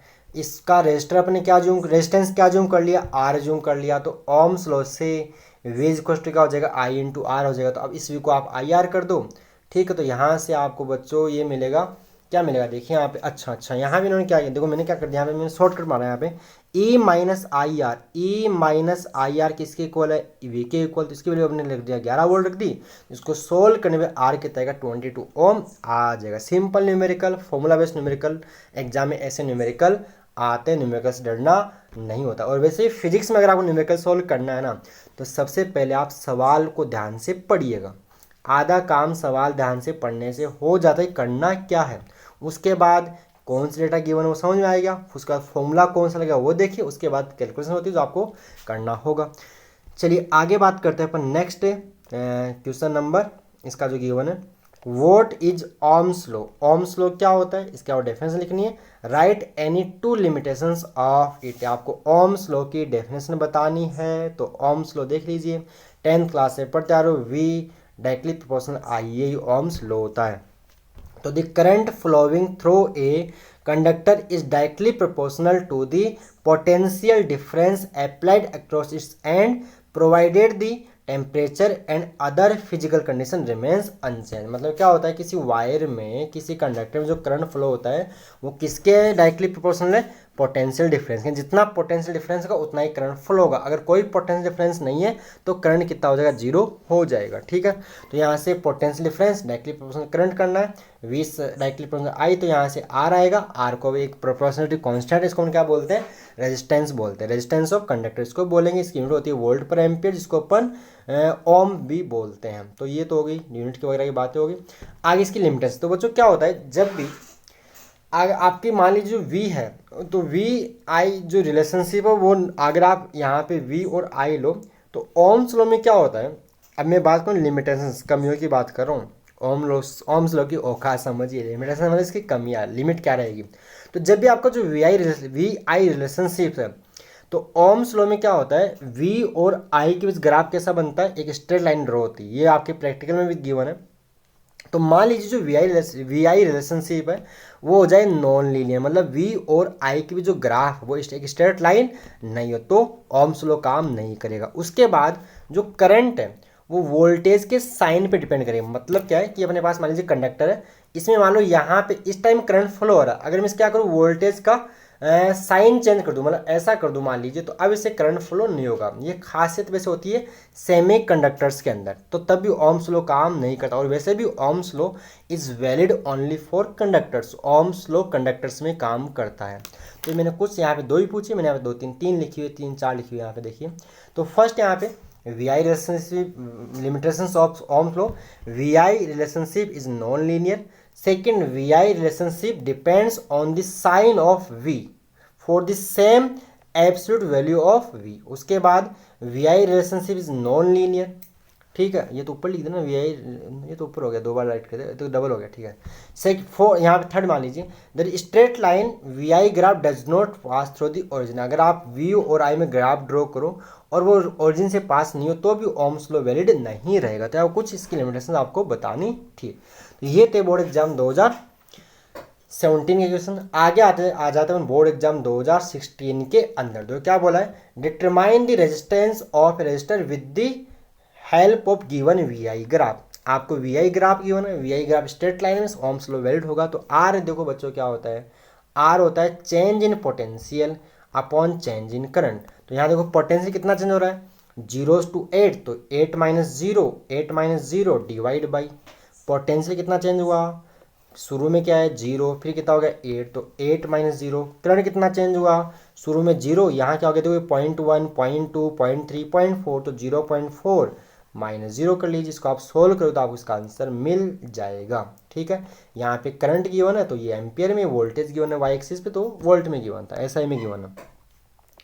चलिए अगला क्वेश्चन था यहाँ पे, एक मिनट, तो ये अपना, तो देखो आर रेजिस्टेंस क्या होता है, डेल्टा वी अपॉन डेल्टा है, तो ये आपको सोल्व करे तो आर की वैल्यू की तैयारी 20 ओम आ रही है। बोलो क्लियर यहाँ तक। चलिएगा अगला क्वेश्चन यहाँ ले लेते हैं। Write the SI unit of current density. तो बच्चों करंट डेंसिटी होती है J is equal to I by A, current upon cross sectional area. तो इसकी यूनिट क्या रहेगी, एम्पियर पर मीटर स्क्वायर। ए यानी एम्पियर नहीं, एरिया है, area ampere per metre square इसकी यूनिट हो जाएगी। तो सिंपल आपसे पूछिए करंट डेंसिटी की यूनिट पूछिए, तो यहाँ यूनिट वगैरह भी पूछ सकते, आपको आना चाहिए। बोलो क्लियर है। अगला question, write Kirchhoff's first law. तो किरचॉफ फर्स्ट लॉ क्या होता है, मतलब at any junction current entering is equals to current leaving through the that junction. तो यहाँ पे तो फर्स्ट यहाँ से राइट किरचॉफ फर्स्ट रूल। तो किरचॉफ फर्स्ट रूल पहले लिख देते हैं, उसके बाद आगे क्वेश्चन पढ़ेंगे। तो किरचॉफ फर्स्ट रूल लिख दिया, देखिए किरचॉफ फर्स्ट रूल बच्चों इसको जंक्शन रूल भी बोलते हैं, मैंने यहाँ ऊपर लिखा था इसको जंक्शन रूल भी बोलते हैं, ऐसा भी पूछ सकते हैं, राइट जंक्शन रूल। तो किरचॉफ का जो फर्स्ट लॉ है वही जंक्शन रूल भी है। तो देखो क्या होता है, according to this law at any junction the sum of current entering the junction is equal to the sum of current leaving the junction. मतलब सिग्मा, आप ऐसा कर सकते हो सिग्मा आई, एक मिनट बच्चों थोड़ा सा गलती हो गई, sigma I entering is equal to sigma I leaving. जो भी जितना करंट जंक्शन पे आ रहा है उतना करंट जंक्शन से बाहर हो जाएगा। अगला क्वेश्चन वैसे बोर्ड एग्जाम 2022 में भी रिपीट किया था, इसी को डेटा चेंज करके देखो सेम क्वेश्चन, यहाँ पे सेम क्वेश्चन। हाँ 2022 में बैटरी नहीं दी थी, यहाँ पे बैटरी भी गिवन है, बैटरी अपने उस वहाँ पे अज्यूम कर ली थी, यहाँ पे 10 वोल्ट की बैटरी को गिवन है। क्या बोला देखिए, इसका सेकंड बार क्या बोला है, ए बैटरी ऑफ, अगला इसी का, a battery of 10 volt and negligible internal resistance is connected to the diagonally opposite, वही डायगोनली अपोजिट यानी diagonally opposite corners of a cubical network consisting of 12 resistors each of resistance 2 ohm. और वहाँ पे 12 ओम किया था, कहाँ पे 2022 में, जो भी अपन करके आए। ठीक है, determine the equivalent resistance of the network. तो इसका शॉर्ट ट्रिक तो मैंने आपको बताया था अभी, क्या आता है जब क्यू में लगाता है तो 5/6 आर आता है। क्या आता है, यहाँ आर की वैल्यू कितनी दे दी है, 2 दे दी है, 2 3 जा 6, तो इसका आंसर तो आ गया 5/3 ओम। ठीक है, क्यूब में अगर सारे रेजिस्टेंस सेम है तो इक्विवेलेंट रेजिस्टेंस कितना होता है, 5/6 इंटू आर। ठीक है, लेकिन इसको अपन पूरा ढंग से इज्जत के साथ इसको सोल्व करेंगे। ठीक है, तो ये अपने देखो डायग्राम ड्रॉ कर लिया, यहाँ पे बैटरी लगा दी। देखो ये मैंने यहाँ पे सबको देखे जो क्यूब बना दिया, क्यूब की हर एक साइड में क्या लगा दिया, रेजिस्टेंस लगा दिया, उसको मैं 2 ओम नो बोल के यहाँ से क्या बोल दिया, आर बोल दिया। ये देखिए एक बैटरी का वायर यहाँ पे, दूसरा यहाँ पे लगा, यहाँ में लगा देना, यहाँ नहीं, डायगोनली अपोजिट लगाना है। 10 वोल्ट की बैटरी। अब मैंने आपको थोड़ी देर पहले ही बताया था कि करंट बैटरी से निकालना अपने हाथ में। आप आई करंट निकालोगे तो भी फंसोगे, कई लोग 3i निकालते तो वहाँ भी तो आई करना पड़ता, आगे i/2 करना पड़ता। तो मैं यहाँ से करंट निकालूंगा 6i। 6i का फ़ायदा क्या होगा कि अपनी जो वैल्यू फ्रैक्शन के अंदर नहीं जाएगी, क्योंकि भाई साहब फ्रैक्शन के साथ खेलना थोड़ा सा मुश्किल हो जाता है। ठीक है, तो मैंने यहाँ से करंट कितना निकाला, 6i। सेम कहानी 2022 में किया था, तो यहाँ करंट 2i कर लिया, अभी किया था। अब आप ये जो सब करंट का डिस्ट्रीब्यूट करना है KCL से, करंट का डिस्ट्रीब्यूशन किया, उसके बाद कि आपको लूप, तो लूप लेना बस ये बाहर से ये वाला लूप लेना, अंदर घुसना ही नहीं है। तो loop A by Kirchhoff second law, in loop ABFGA जहाँ से शुरू किया वहीं पे वापस आना भी होता है, क्योंकि close loop Kirchhoff second law is valid only for close loop. First law है क्लोज और ओपन दोनों में काम करता है, बट जो सेकंड लॉ है वो क्लोज लूप में ही काम करता है, क्लोज सर्किट में काम करेगा। तो यहाँ पे देखिए बात की है, तो सिग्मा डेल वी बराबर 0 लगा दिया। अब यहाँ पे देखिए मैंने आपको पहले ही थोड़ी देर पहले कई बार बता दिया, अगर रेजिस्टेंस में आपका लूप और करंट दोनों सेम डायरेक्शन में है तो यहाँ क्या आएगा, नेगेटिव लेना इसका वोल्टेज। तो देखिए यहाँ पे लूप जा रहा है A से B और करंट जा रहा है A से B, तो यहाँ पे वोल्टेज नेगेटिव। सेम कहानी यहाँ भी, लूप और करंट दोनों सेम डायरेक्शन में, तो यहाँ भी क्या होगा, नेगेटिव होगा। और यहाँ भी v होगा नेगेटिव होगा। और v कैसे निकालो, v is equal to I R होता है ओम्स लॉ से, तो यहाँ का i ले लीजिए और r, तो ये यहाँ पे सोल्व करेंगे तो आपको ये मिलेगा। यहाँ से देखो i की वैल्यू मिल गई। अब टोटल करंट आपने 6i निकाला, 6 इंटू आई की वैल्यू 1 तो 6 एम्पियर। अब आपको निकालना है इक्विवेलेंट रेजिस्टेंस, तो वो क्या होगा बच्चों, total EMF upon total current रहेगा। तो यहाँ पे total EMF upon total current, जो टोटल करंट यहाँ पे 6i है तो ई अपॉन 6i होगा। तो 6i की वैल्यू 6 और यहाँ पे 10/6, तो इसका आंसर आ जाएगा 5/3 ओम, या इसको आप 5/3 को आप 1.67 ओम भी कर सकते हो अगर आप डिवाइड लगाओगे तो। बोलो क्लियर है। ये भी क्वेश्चन 2022 में रिपीट हुआ था, तो आपको एक क्लियर हो रहा होगा, भरोसा हो रहा होगा कि बोर्ड एग्जाम से क्वेश्चन रिपीट होते हैं, आपके सामने ही तो है। अगला क्वेश्चन एक कॉन्सेप्चुअल क्वेश्चन है 2015 का। क्या बोला देखिए, क्या बोला कि देखिए यहाँ पे, in the given figure resistivity of two conductors of same materials are ρ1 ohm into metre and ρ2 ohm metre, ρ2 ohm into metre respectively, write the value of ratio of ρ1 and ρ2। ठीक है, तो इसकी लेंथ 2, इसकी लेंथ 4, तो आप 2/4 करके 1/2 तो answer दे मत देना। ठीक है, क्यों नहीं देना है बच्चों, resistivity does not depend on length and cross sectional area, ये ध्यान रखना। Resistivity does not depend on length and cross sectional area of a conductor, it depends on material. और बोला है देखिए, क्या बोला है, to conductors of same material, दोनों का मटेरियल सेम है तो दोनों की रेजिस्टिविटी भी क्या होगी, सेम होगी। और सेम होगी तो सेम क्वांटिटीज का रेशियो कितना होगा, 1। तो देखिए यहाँ पे ये कहानी ध्यान रखना, छुपा के बोला है 1:2 मत करके आ जाना। तो क्या हुआ देखिए, मटेरियल सेम, इट मीन्स ρ1 इसको ρ2, इसको मैंने रो अज्यूम कर लिया, तो ρ/ρ1, तो ρ1 ρ2 क्या होगा 1:1, 1:1, 1:1। बोलो क्लियर है, समझ में आ गया होगा। अगला क्वेश्चन यहाँ पे बोला है, write the method to determine the value of unknown resistance by metre bridge. Metre bridge अपन ने ऑलरेडी कर लिया है, कई बार पूछा हुआ देखिएगा। अगला question, potential gradient, potential gradient potentiometer हटा रखा है, तो इसी का टॉपिक था, सिलेबस में नहीं है, तो आप इसको पोटेंशियल अपॉन लेंथ कर लीजिए। Potential drop per unit length ही पोटेंशियल ग्रेडियंट होता है, मतलब पोटेंशियल अपॉन लेंथ ही पोटेंशियल ग्रेडियंट। इसकी यूनिट क्या आएगी, इलेक्ट्रिक फील्ड एक तरह से, तो वोल्ट पर मीटर की यूनिट होती है। तो आप पढ़ना हो तो पढ़ लीजिए, the potential drop per unit length of the potentiometer wire is known as potential gradient. हालांकि ये टॉपिक सिलेबस इस बार नहीं है 2024 के, मतलब यूनिट की बात होगी, फॉर्मूला हो गया, इसको एक्स या कैसे दिखा दिया जाता है, कई बार एक्स से कई बार कैसे। चलिए हो गया। अगला question, write Kirchhoff's junction rule, अभी अपन ने कर लिया, 2016 क्वेश्चन नंबर 3। अगला क्वेश्चन इसी का क्वेश्चन है, देखिए ये क्वेश्चन, ये किरचॉफ जो आगे देखो क्या बोला है, in the given diagram right the value of current. तो बच्चों ये बन गई जंक्शन, इस जंक्शन में जितना करंट आ रहा है उतना करंट जाएगा, यानी current entering at the junction is equal to current leaving the junction. तो देखिए यहाँ पे आ कौन सा आ रहा है, तो एरो देखिए 2 और 5 जंक्शन के अंदर आ रहा है और I और 4 यहाँ से बाहर जा रहा है। तो 5 + 2 is equal to 5 + 2 is equal to 4 + I कीजिएगा, आपको आंसर झट से खट से फट से मिल जाएगा। तो Kirchhoff from Kirchhoff junction rule, sigma I entering is equal to sigma I leaving, तो 5 + 2 is equal to 4 + I। Solve कीजिए, आई की वैल्यू क्या मिल जाएगी, 3 एम्पियर आपको मिल जाएगी। तो सिंपल क्वेश्चन, ऐसा किरचॉफ फर्स्ट लॉ का क्वेश्चन था। जितना करंट जंक्शन पे आएगा, यानी आने वाली धारा बराबर जाने वाली धारा, हिंदी में बोला है, ठीक है। चलिएगा आगे बात सुनिएगा। अगला क्वेश्चन आ जाते हैं बोर्ड एग्जाम 2014 के अंदर।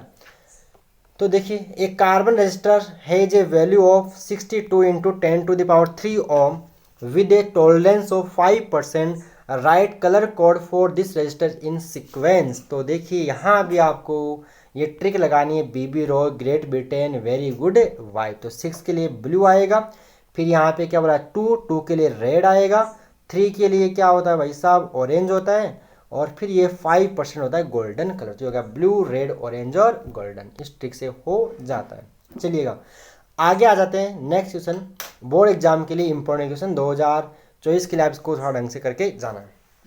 क्या हुआ देखिए, obtain the equation J vector is equal to sigma E vector of Ohm's law on the basis of drift velocity where symbol carry their usual meaning. यानी J होता है करंट डेंसिटी, सिग्मा होता है कंडक्टिविटी एंड कैपिटल ई होता है electric field. ये बात ये बोलना चाह रहा है कि जो सिंबल्स है उनका वही मतलब है जो कल था और जो कल भी रहेगा, बात ये ठीक है। तो जे यहाँ पे करंट डेंसिटी, सिग्मा यहाँ पे क्या कंडक्टिविटी और ई यहाँ पे क्या इलेक्ट्रिक फील्ड। तो बच्चों यहाँ आपको आने चाहिए फॉर्मूले। तो फॉर्मूले, एक ड्रिफ्ट वेलोसिटी का फॉर्मूला होता है in terms of electric field, क्या होता है v d vector is equal to minus small e capital E vector by m into tau, where tau is the relaxation time, capital electric field, small e charge on electron, m mass of electron. और negative electron के charge की वजह से नहीं आ रहा है, negative इसलिए आ रहा है क्योंकि जो इलेक्ट्रॉन की वेलोसिटी ड्रिफ्ट वेलोसिटी है वो इलेक्ट्रिक फील्ड के अपोजिट होती है। तो ये बता रहा है डायरेक्शन को। चलिए अपने को यहाँ पे बात करनी है मैग्नीट्यूड की। तो मैंने क्या किया, दोनों तरफ क्या निकाले, इसका मैग्नीट्यूड निकाल लिया। जैसे ही मैग्नीट्यूड लेंगे तो वेक्टर का साइन हटा देंगे, नेगेटिव का साइन हटा देंगे, तो ये आ गया। उसके बाद देखिए एक फॉर्मूला होता है, आपको करंट डेंसिटी पैदा करनी है। तो करंट डेंसिटी पैदा होगी जब करंट आएगा, और करंट बाई एरिया, थोड़ा सा एक मिनट, आपको क्या पैदा करनी है यहाँ से करंट डेंसिटी। करंट डेंसिटी को पैदा करना है तो आई बाई ए करना पड़ेगा। आई क्या करंट और ए क्या क्रॉस सेक्शनल एरिया है, हाँ या ना। तो अपन एक फॉर्मूला जानते हैं, मतलब रिलेशन बिटवीन ड्रिफ्ट स्पीड, मतलब जो देखिए यहाँ मैंने वेलोसिटी बोला था, इसका मोड निकाले तो बच्चों स्पीड क्या होती है, अरे बच्चों थोड़ा सा, स्पीड क्या होती है मैग्नीट्यूड ऑफ वेलोसिटी स्पीड होती है। स्पीड मतलब वेलोसिटी का जो मैग्नीट्यूड है वही क्या होती है स्पीड होती है। तो वी डी यहाँ पे ड्रिफ्ट स्पीड है, विदाउट वेक्टर लिखा तो उसको अपनी स्पीड ही पढ़ेंगे। तो relation between drift speed we D and current I, तो बच्चों ये होता है I is equal to V D E N. इसको वेदना वगैरह से नाम यहाँ याद करवाते हैं बच्चे मेरे को, ऐसे वेदना वीना पता नहीं, हाँ वीना, आई बराबर वीना, आई बराबर वीना, ठीक है। तो ये आई बराबर वीना से इसको आप याद कीजिएगा, v D E N A. अब बच्चों ने जे लेके आना है, तो इस वीना का जो ए है आई के नीचे भेज दो। तो वीना का ए जब आई के नीचे जाएगा तो जे पैदा होगा, तो यहाँ से आई बाई ए जे हो गया, तो ये जे आ गया।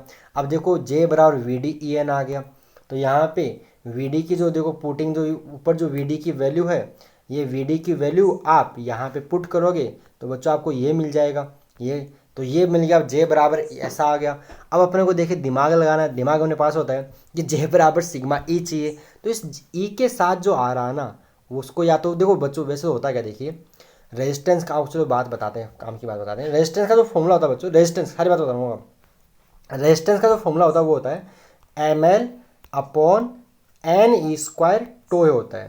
और जो रेजिस्टिविटी का फॉर्मूला होता है बच्चों वो होता है एम बटे एन ई स्क्वायर टो होता है। यहाँ इसका एल और ए हटा देंगे रेजिस्टेंस का। और जो कंडक्टिविटी होती है वो बच्चों 1/रो होती है। क्या होती है 1/रो। तो जो कंडक्टिविटी का फॉर्मूला बनेगा वो बनेगा n e square tau by m बनेगा। ये फॉर्मूला वैसे होता है, लेकिन आपके पास दिमाग है तो दिमाग यूज करना चाहिए। यहाँ देखिए जे आ रहा है, यहाँ पे ई आ रहा है, तो डेफिनेटली ई के साथ जो आ रहा है वो सिग्मा ई तो होगा, तो इसको सिग्मा लिख देंगे। बोलो क्लियर है। तो जे इसको सिग्मा ई आ गया।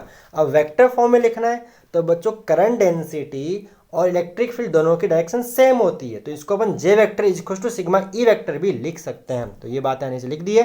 तो the current density J vector and electric field E vector have the same direction, has the same direction. तो in vector form J vector is equal to sigma E vectors को write किया जा सकता है। बोलो clear है कि नहीं, यहाँ तक आपको क्लियर हो गया होगा। चलिए आ जाते हैं क्वेश्चन नंबर 3 बोर्ड एग्जाम 2014 का। क्या बोला है, 2 cells of EMF E1 and E2।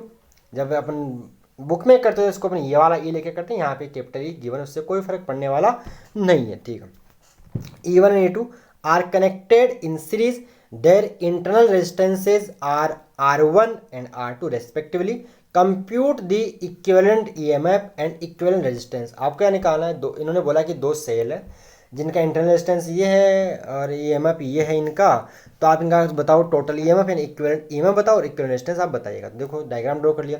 देखो यहाँ पे इससे डेफिनेशन यहाँ से पूछी नहीं है, आपको लिखना है कि ये सीरीज क्या होता है। तो when negative terminal of one cell is connected to the positive terminal of the other cell and so on, the cells are said to be connected in series. में एक का नेगेटिव दूसरे के पॉजिटिव से कनेक्ट हो और ऐसे आगे भी कनेक्ट हो, तो इस टाइप के कॉम्बिनेशन को हम क्या बोलते हैं, सीरीज कॉम्बिनेशन ऑफ सेल्स बोलते हैं। बात क्लियर है।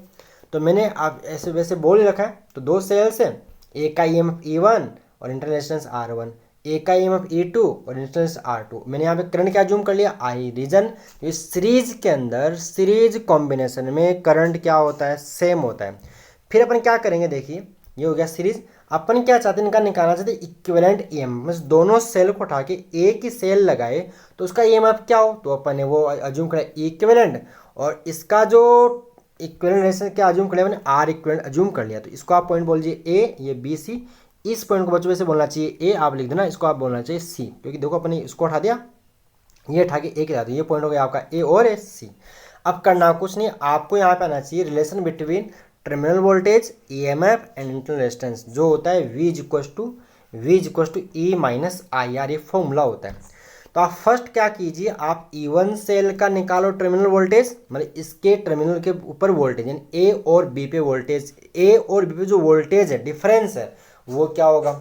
और सिमिलरली आप ऐसे वी ए बी निकाल लो, और क्या निकाल लो, वी बी सी निकाल लो। बस उसको दोनों को ऐड कर लो, जो ऐड करोगे वही तो टोटल ईएमएफ हो जाएगा। वो ऐड करने में क्या हो जाएगा, वी ए सी आ जाएगा। तो बस यही बात है। तो आप फर्स्ट निकाल लो terminal voltage due to cell E1 कितना होगा, V A B E1 minus I R one. Formula आना चाहिए V is equal to E minus I R वाला। सिमिलरली आप terminal voltage due to cell E2 निकाल लो, क्या होगा, वी बी सी। देखो वी ए सी बता रहा है इस E1 पे, ठीक है, वी ए बी तो ये, और वी बी सी कौन सा, E2 का बताएगा। तो यहाँ पे वी बी सी क्या आ जाएगा, terminal voltage due to cell E2, V B C E2 minus I R two. I को I2 नहीं बोलेंगे, इस सीरीज में आई क्या होता है, सेम होता है। बात क्लियर है। चलिए तो आगे आ गया 10 the potential difference between the terminals A and C of this series combination, दोनों को ऐड कर लिया, V A B plus V B C, तो वी ए सी हो जाएगा। तो ये आ गया, टोटल आ गया।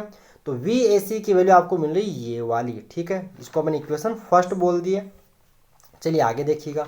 उसके बाद बोला है, मैंने अपने अज्यूम कर लिया है कि if equivalent and R equivalent is the equivalent EMF and equivalent resistance of series combination, then अपन जो टोटल टर्मिनल वोल्टेज है वीएसी, उसको अपन E equivalent minus I R equivalent write कर सकते हैं इस वाले डायग्राम से। किस वाले डायग्राम से, इस वाले डायग्राम से। बोलो क्लियर है। यहाँ पे ए और यहाँ पे सी मैंने लिखा नहीं, आप लिख लेना, इसको आप लिख लेना, ठीक है। चलिएगा, हो गया। तो अब दोनों को ऐड करोगे, आप इक्वेशन फर्स्ट और सेकंड को कंपेयर कर लीजिए। तो आपको देखो ई इक्विवेलेंट कितना मिल जाएगा, E1 प्लस E2, आई की जगह आई है, तो आर इक्विवेलेंट क्या मिलेगा, R1 प्लस R2 मिल जाएगा। तो दो मिल जाएगा, तो दो का तो आ गया ये। अब मान लो बहुत सारे हो तो कुछ नहीं करना, क्या करो, एन तक ऐड कर लो, E1 plus E2 plus plus plus कहाँ तक, EN तक, और आर इक्विवेलेंट क्या हो जाएगा, R1 plus R2 plus plus plus RN तक आप इसको कर सकते हो। अगर बहुत सारे सब सेम है तो ये हो जाएगा एन ई, ये हो जाएगा NR हो जाएगा। बोलो क्लियर है। तो बस यहाँ दो का ही पूछा हुआ था। ये हो गया आपका 2014। आगे अपन आ जाते हैं 2013 में। तो क्या बोला है, राइट क्वेश्चन नंबर फर्स्ट 13 का, write the corresponding value of x and y for which the length of conductor x equal to 4 ohm. देखो 4 ओम बोलते ही बच्चों आपके दिमाग की बत्ती जलनी चाहिए, घंटी बजनी चाहिए। 4 ओम क्या रेजिस्टेंस है, एंड y गिवन है 48 into 10 to the power minus 8 ohm into metre are reduce to half. मतलब ये बोलना चाह रहे हैं अगर इन कंडक्टर्स की लेंथ हाफ कर दे तो x और y की वैल्यू क्या होगी। तो बच्चों x की वैल्यू तो 2 हो जाएगी। रीजन क्या है, रेजिस्टेंस डिपेंड करता है लेंथ के ऊपर, और लेंथ क्या होता है, डायरेक्टली प्रोपोर्शनल। जैसे आप लेंथ हाफ करोगे कंडक्टर की तो रेजिस्टेंस हाफ हो जाएगा। बट देखो आगे 48 into 10 to the power minus 8 जो y है वो ओम इंटू मीटर। तो आपकी बत्ती जलनी चाहिए दिमाग की कि ओम इंटू मीटर किसकी यूनिट है, रेजिस्टिविटी की। And resistivity does not depend on length and cross sectional area of conductor. इसकी वैल्यू में कोई चेंज नहीं होगा, because y is the resistivity and resistivity does not depend on the length and cross sectional area. बोलो clear है। तो x की value 2 ohm and y की वैल्यू यही रहेगी, इसमें कोई चेंज नहीं होगा। अगला क्वेश्चन जो वैसे बहुत ही आसान है, मैट्रिक्स का क्वेश्चन है, आप पढ़ लेना। ये क्या पूछेगा आपसे, ये आपसे यहाँ क्या पूछेगा बच्चों, एक मिनट, थोड़ा सा मेरे से गलती हो गई, अपना कहाँ गया,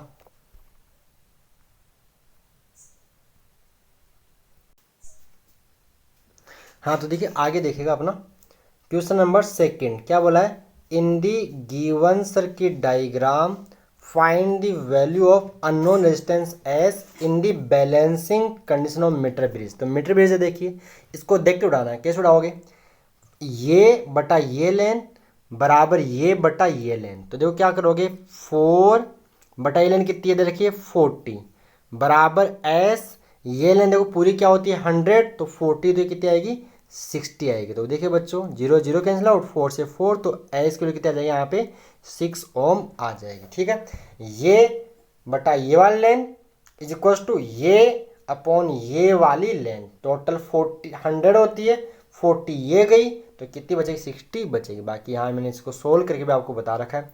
अगला क्वेश्चन यहाँ पे 20 का, in the given circuit write the value of resultant resistance in between X and Y when the key is open और क्लोज। ये भी सीरीज पहला क्वेश्चन है, तो सिंपल सीरीज का सवाल है, सीरीज पहला क्वेश्चन यहाँ पे बनेगा। Resistance equivalent resistance find out करने का क्वेश्चन है। तो यहाँ पे आपके सर्किट डायग्राम गिवन, देखो यहाँ पे ये एक्स है, ये वाई है, ये की है, ये 6 ओम 4 ओम 3 ओम और 12 ओम। तो फर्स्ट बात करते हैं व्हेन की इज ओपन। देखो बच्चों की ओपन रहेगी ना, अगर बच्चों की ओपन रहेगी मतलब ये वाली कंडीशन में रहेगी, तो 6 और 4 किस में होगा सीरीज में, तो 6 + 4 सीरीज में क्या हो जाएगा 10 हो जाएगा, और 3 और 12 भी क्या होगा सीरीज में होगा, तो क्या हो जाएगा ये हो जाएगा 15 आपका हो जाएगा। अब देखिए इनका मैंने डायग्राम ऐसा बना दिया, भाई सीरीज में होगा ऊपर 10 नीचे हो गया 15, अब ये दोनों किस में आ जाएंगे पैरेलल में आ जाएंगे। तो जब दो पैरेलल में तो क्या होता है R1 R2 अपन R1 + R2, तो यहाँ से 6 ओम आ जाएगा इसका। सिंपल सा 10th क्लास का क्वेश्चन बन गया एक तरह से देखा जाए तो, सीरीज पैरेलल। और आगे देखो बच्चों, अगर ये बोल रहा है व्हेन की इज क्लोज, की जैसे ही क्लोज करेगा बच्चों, तो अब देखिए यहाँ पे अब दोनों में करंट सेम नहीं रहेगा, यहाँ पे करंट क्या होगा डिवाइड होगा। जैसे करंट डिवाइड होगा करंट सेम नहीं है, तो बच्चों ये दोनों आ जाएंगे, देखिए ये 6 और 3 इस बार आएंगे पैरेलल के अंदर। अगर आपको कन्फ्यूजन होता है ऐसे सवालों के अंदर, तो आप क्या कीजिए, देखो बच्चों यहाँ पे वोल्टेज V मान लो, तो वायर है तो यहाँ भी वोल्टेज V होगा, वायर के ऊपर वोल्टेज सेम। यहाँ पे 0 जूम तो वाई तो यहाँ पे होगा 0, तो ये V और 0 के बीच, ये V और 0 के बीच, और देखो यहाँ पे वाई जूम कर लो तो ये 0 और Y के बीच, ये 0 Y के बीच। तो इस केस में क्या होगा, ये दोनों रहेंगे पैरेलल में और ये दोनों रहेंगे पैरेलल में। तो यहाँ पे कौन कौन से, ये दोनों आगे पैरेलल में, तो 6 और 3 जब पैरेलल में, दो पैरेलल में, तो क्या बनेगा R1 R2 अपन R1 + R2, इनका हो गया 2 ओम। और सिमिलरली ये 4 × 12 अपन 4 + 12 इनका हो जाएगा 3। अब 2 + 3 आएगा सीरीज में, तो कितना हो जाएगा 2 + 3 सीरीज में कितना हो जाएगा आपका 5 ओम हो जाएगा। 1 मिनट,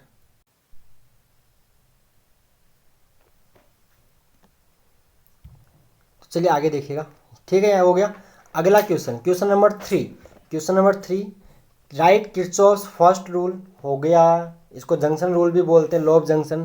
फिर देखिए drawing A circuit diagram of Wheatstone bridge, drive condition for zero deflection in the bridge. कितनी बार पूछ लिया, 10 साल में 4 बार, 10 साल में 4 बार 2023 तक, ठीक है कि नहीं। तो ये अपने ऑलरेडी कर लिया है, कौन सा व्हीटस्टोन ब्रिज की बैलेंस कंडीशन का जो डेरिवेशन है, इसको अपने ओम्स लॉ से ना करके किरचॉफ से करेंगे। और एग्जाम में या तो कोई नाम बोले, तो यहाँ पे नाम बोला नहीं है, और बोलता तो कौन सा बोलता है किरचॉफ से, और बुक में दिया भी कौन सा है किरचॉफ से गिवन है, तो आपको ये कर लेना चाहिए। तो ये अपने ऑलरेडी हो गया। अगला क्वेश्चन है बोर्ड एग्जाम, देखो 11 साल क्वेश्चन हो गए हैं। अपन क्या करेंगे आगे, अब सैंपल पेपर 2023 का क्वेश्चन भी कर लेते हैं। तो फर्स्ट क्वेश्चन आपको बोला है two resistance wire A and B are made of same material, same material मतलब रेजिस्टिविटी क्या रहेगी सेम।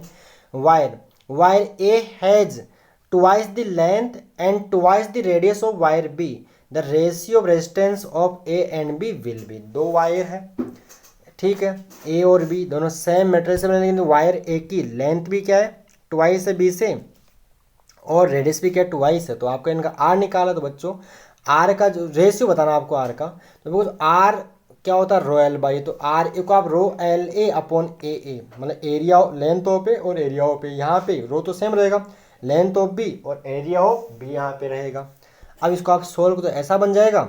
अब यहाँ पे ए होगा क्रॉस सेक्शन, वायर है तो वायर का क्रॉस सेक्शन क्या होता है सर्कुलर, क्या होता है क्रॉस सेक्शन क्या होता है सर्कुलर होता है, तो πr², तो ये लिखा। अब इन्होंने साफ साफ बोला है कि ये ऐसा बन ही गया, देखो पाई से पाई कैंसिल आउट, तो ये आ गया फॉर्मूला। अब यहाँ पे ए की लेंथ बी से ट्वाइस है, रेडियस बी से ट्वाइस है तो यहाँ रखिएगा तो ये कट जाएगा, ये कैंसिल आउट, बी बी तो ये आएगा 2 और 1/2 का स्क्वायर तो 1/4 तो 1/2 तो 1:2 इसका आंसर रहेगा। क्या रहेगा? 1:2 आंसर इसका रहेगा। क्लियर है? 1:2 यानी ऑप्शन ए इज करेक्ट रहेगा। ठीक है, सिंपल फॉर्मूला बेस्ड क्वेश्चन पूछा, R is equal to rho L by A के ऊपर। अगला question, a wire of resistivity lambda is stretch and its length is double, then what will be its resistivity? तो बच्चों resistivity does not depend on length and cross section area, so resistivity will remain same। तो ये lambda है, या पूरा इसको लिख देना कि resistivity does not depend on length and cross section area of conductor, it's depend on the property of material या नेचर ऑफ मटेरियल, यानी मटेरियल पे डिपेंड करते हुए ये लैम्डा ही रहेगी, इसमें कोई चेंज नहीं होगा। अगला क्वेश्चन एक सिंपल न्यूमेरिकल नहीं, यहाँ पूछा है establish a relation between electric current I and mobility mu. तो पहले आप देखो बच्चों ये निकालो, आई इज इक्वल टू वी ना निकाल लो, पहले क्या निकालो? आई इज इक्वल वी ना, जैसे वी डी और वी आएगा तो वी डी फिर अपन आगे लिख देंगे। देखिए तो अपने क्या करो, इसके लिए अगर डेरिवेशन करना है तो आप एक कंडक्टर जूम कर लीजिए, इस कंडक्टर की आप लेंथ एल जूम कर लीजिए, क्रॉस सेक्शन एरिया आप ए जूम कर लो, और यहाँ पर देखो बैटरी लगा दी, इसका वोल्टेज वी है, इस यहाँ बनेगा प्लस, यहाँ बनेगा माइनस, तो यहाँ पर एक इलेक्ट्रिक फील्ड सेटअप होगा जिसकी डायरेक्शन कहाँ से कहाँ होगी, इधर से प्लस से माइनस होगी। अब जैसे आप इलेक्ट्रिक फील्ड अप्लाई करोगे कंडक्टर से ऊपर, तो जो कंडक्टर के फ्री इलेक्ट्रॉन्स है वो किस वेलोसिटी से मूव करते हैं, तो वो ड्रिफ्ट वेलोसिटी से मूव करें, किसके? इलेक्ट्रिक फील्ड के अपोजिट ड्रिफ्ट वेलोसिटी से मूव करेंगे। ठीक है, तो ये तो अपन क्या करना, देखिए अब आपको इस और इसमें अपन ने लेंथ एल जूम की है, क्रॉस सेक्शन एरिया जूम कर लीजिए, और इसके यूनिट वॉल्यूम के अंदर आप नंबर ऑफ इलेक्ट्रॉन्स, जिसको अपन इलेक्ट्रॉन डेंसिटी भी बोलते हैं, कि इलेक्ट्रॉन नंबर डेंसिटी बोलेंगे, वो आप एन अज्यूम कर लीजिएगा। ठीक है, तो ये आपने सारी बात लिख दी है। तो टोटल नंबर ऑफ इलेक्ट्रॉन्स आपको निकालने, तो यूनिट वॉल्यूम इलेक्ट्रॉन इनटू इसका टोटल वॉल्यूम, तो यहाँ से आपको देखो आप एन निकाल लो, टोटल नंबर ऑफ इलेक्ट्रॉन्स निकाल लीजिए और टोटल चार्ज निकालो। ऐसा क्यों करेंगे? क्योंकि करंट निकालना है, और करंट क्या होता है? चार्ज अपॉन टाइम होता है। अब आप टोटल चार्ज निकाल लो, तो Q is equal to N डेस इंटू ई, तो Q आ गया nail, N L E nail polish. Total charge क्या होता है? नेल पोलिस, आप बाद में खरीदोगे थोड़े दिन बाद में, तो Q बराबर N A L E nail. ठीक है, तो ये आ गया total charge, where N is the electron number density या number of free electrons per unit volume, A is the cross section area of conductor, L is the length of conductor, and E is the charge on electron. ये total charge आ गया। अब आप time निकाल दो, electron move कर रहा है, तो इलेक्ट्रॉन कितनी डिस्टेंस मूव करेगा? एल डिस्टेंस, कितने टाइम में? तो आप टाइम क्या आएगा? टाइम सम, जो टाइम क्या होगा? डिस्टेंस अपॉन स्पीड, तो l by v d, l by v d. तो यहाँ से देखो टाइम को क्या लिखोगे आप? The time taken by the electron in covering length l with drift speed we d, तो ये आएगा T is equal to l upon v d, time is equal to distance upon speed. तो यहाँ से ये आ गया, आपका टोटल चार्ज है, आपके पास टाइम है, अब करंट निकालना है, तो इलेक्ट्रिक करंट क्या होता है? चार्ज अपॉन टाइम, तो I is equal to Q by T लगाइए, putting the value of Q N T, Q और टी की वैल्यू पुट कीजिएगा, तो देखो क्यू की वैल्यू एन एल ई और ये एल बाई वी डी आएगा, तो एल से L cancel out, V D जाएगा ऊपर, तो आई बराबर N A E V D आ गया। इसका सीरियल चेंज कर, आई बराबर V D E N A आ गया। अब बच्चों अपने को क्या चाहिए? अपने को रिलेशन चाहिए किसके बीच में? करंट, क्या बोल रहा है? Current relation between current and mobility mu. तो बच्चों देखिए होता क्या है, यहाँ वी डी आ गया, और बच्चों वी डी होता है म्यू इंटू, मतलब जो मोबिलिटी क्या होती है बच्चों, ये होती है v d by drift speed upon electric field का जो रेशियो, उसको हम क्या बोलते हैं? मोबिलिटी बोलते हैं। यहाँ से वी डी की जगह क्या पुट कर दिया? म्यू इंटू ई पुट कीजिए, तो आई इज इक्वल टू आएगा mu capital E small e N A, I is equal to, हो सकता है पीडीएफ में यहाँ पे आपको धुंधली दिखाई दे रही हो, तो ये आई इज इक्वल टू क्या हो जाएगा? Mu capital E small e N A, ये अपने को यहाँ पे ड्राइव करना था। अगला क्वेश्चन यहाँ पे न्यूमेरिकल बोला है, देखिए क्या बोला है, find out the magnitude of resistance X in the circuit shown in the figure when no current flows through the 5 ohm resistance. तो बच्चों ये भी व्हीटस्टोन बन गया, इसमें करंट फ्लो नहीं हो रहा है, तो इसको आप ये बाई ये इज इक्वल टू आप ये बाई ये कर सकते हो, इसको आप P Q R and S, बस हो गया। उसके बाद देखिए यानी बैलेंस है तो पी बाई क्यू, अच्छा पी बाई क्यू, इसको तो ऐसे जो ये आप ये बाई ये इज इक्वल टू ये बाई ये कर लो, तो वही बात, उससे आंसर सेम आएगा। तो ये आपका आंसर इसका आ जाएगा कितना?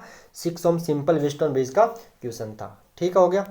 चलिए अगला क्वेश्चन यहाँ पे क्या बोला है, ये था आपके 2023 के क्वेश्चन। आगे 2022 का क्वेश्चन बोला है यहाँ पे, resistance of the carbon resistance shown in figure in ohms value में। तो देखिए यहाँ पे रेड है, तो देखिए कैसे लिखते हैं, रेजिस्टेंस आर लिखना है। देखिए पहले कौन है, रेड, तो रेड का कोड क्या होता है, 2 होता है। क्या होता है, 2। फिर देखो यहाँ पे कैसे बता देखा, देखो यहाँ पे देखिए रेजिस्टेंस के लिखना, देखो पहले रेड है तो रेड का कितना लिखो 2। फिर सेकंड कौन है यहाँ पे, येलो, येलो की डिजिट कितनी होती है 4, तो यहाँ पे क्या लिखिए 4।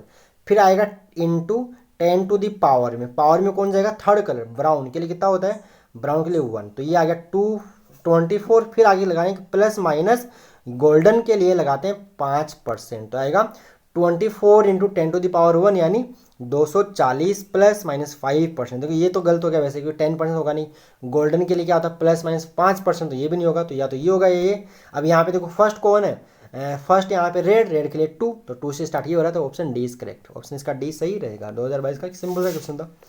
आए question, the resistivity of semiconductor क्या होता है, is decreases with increasing of the temperature, ये बात अपने शुरू में ही कर ली थी।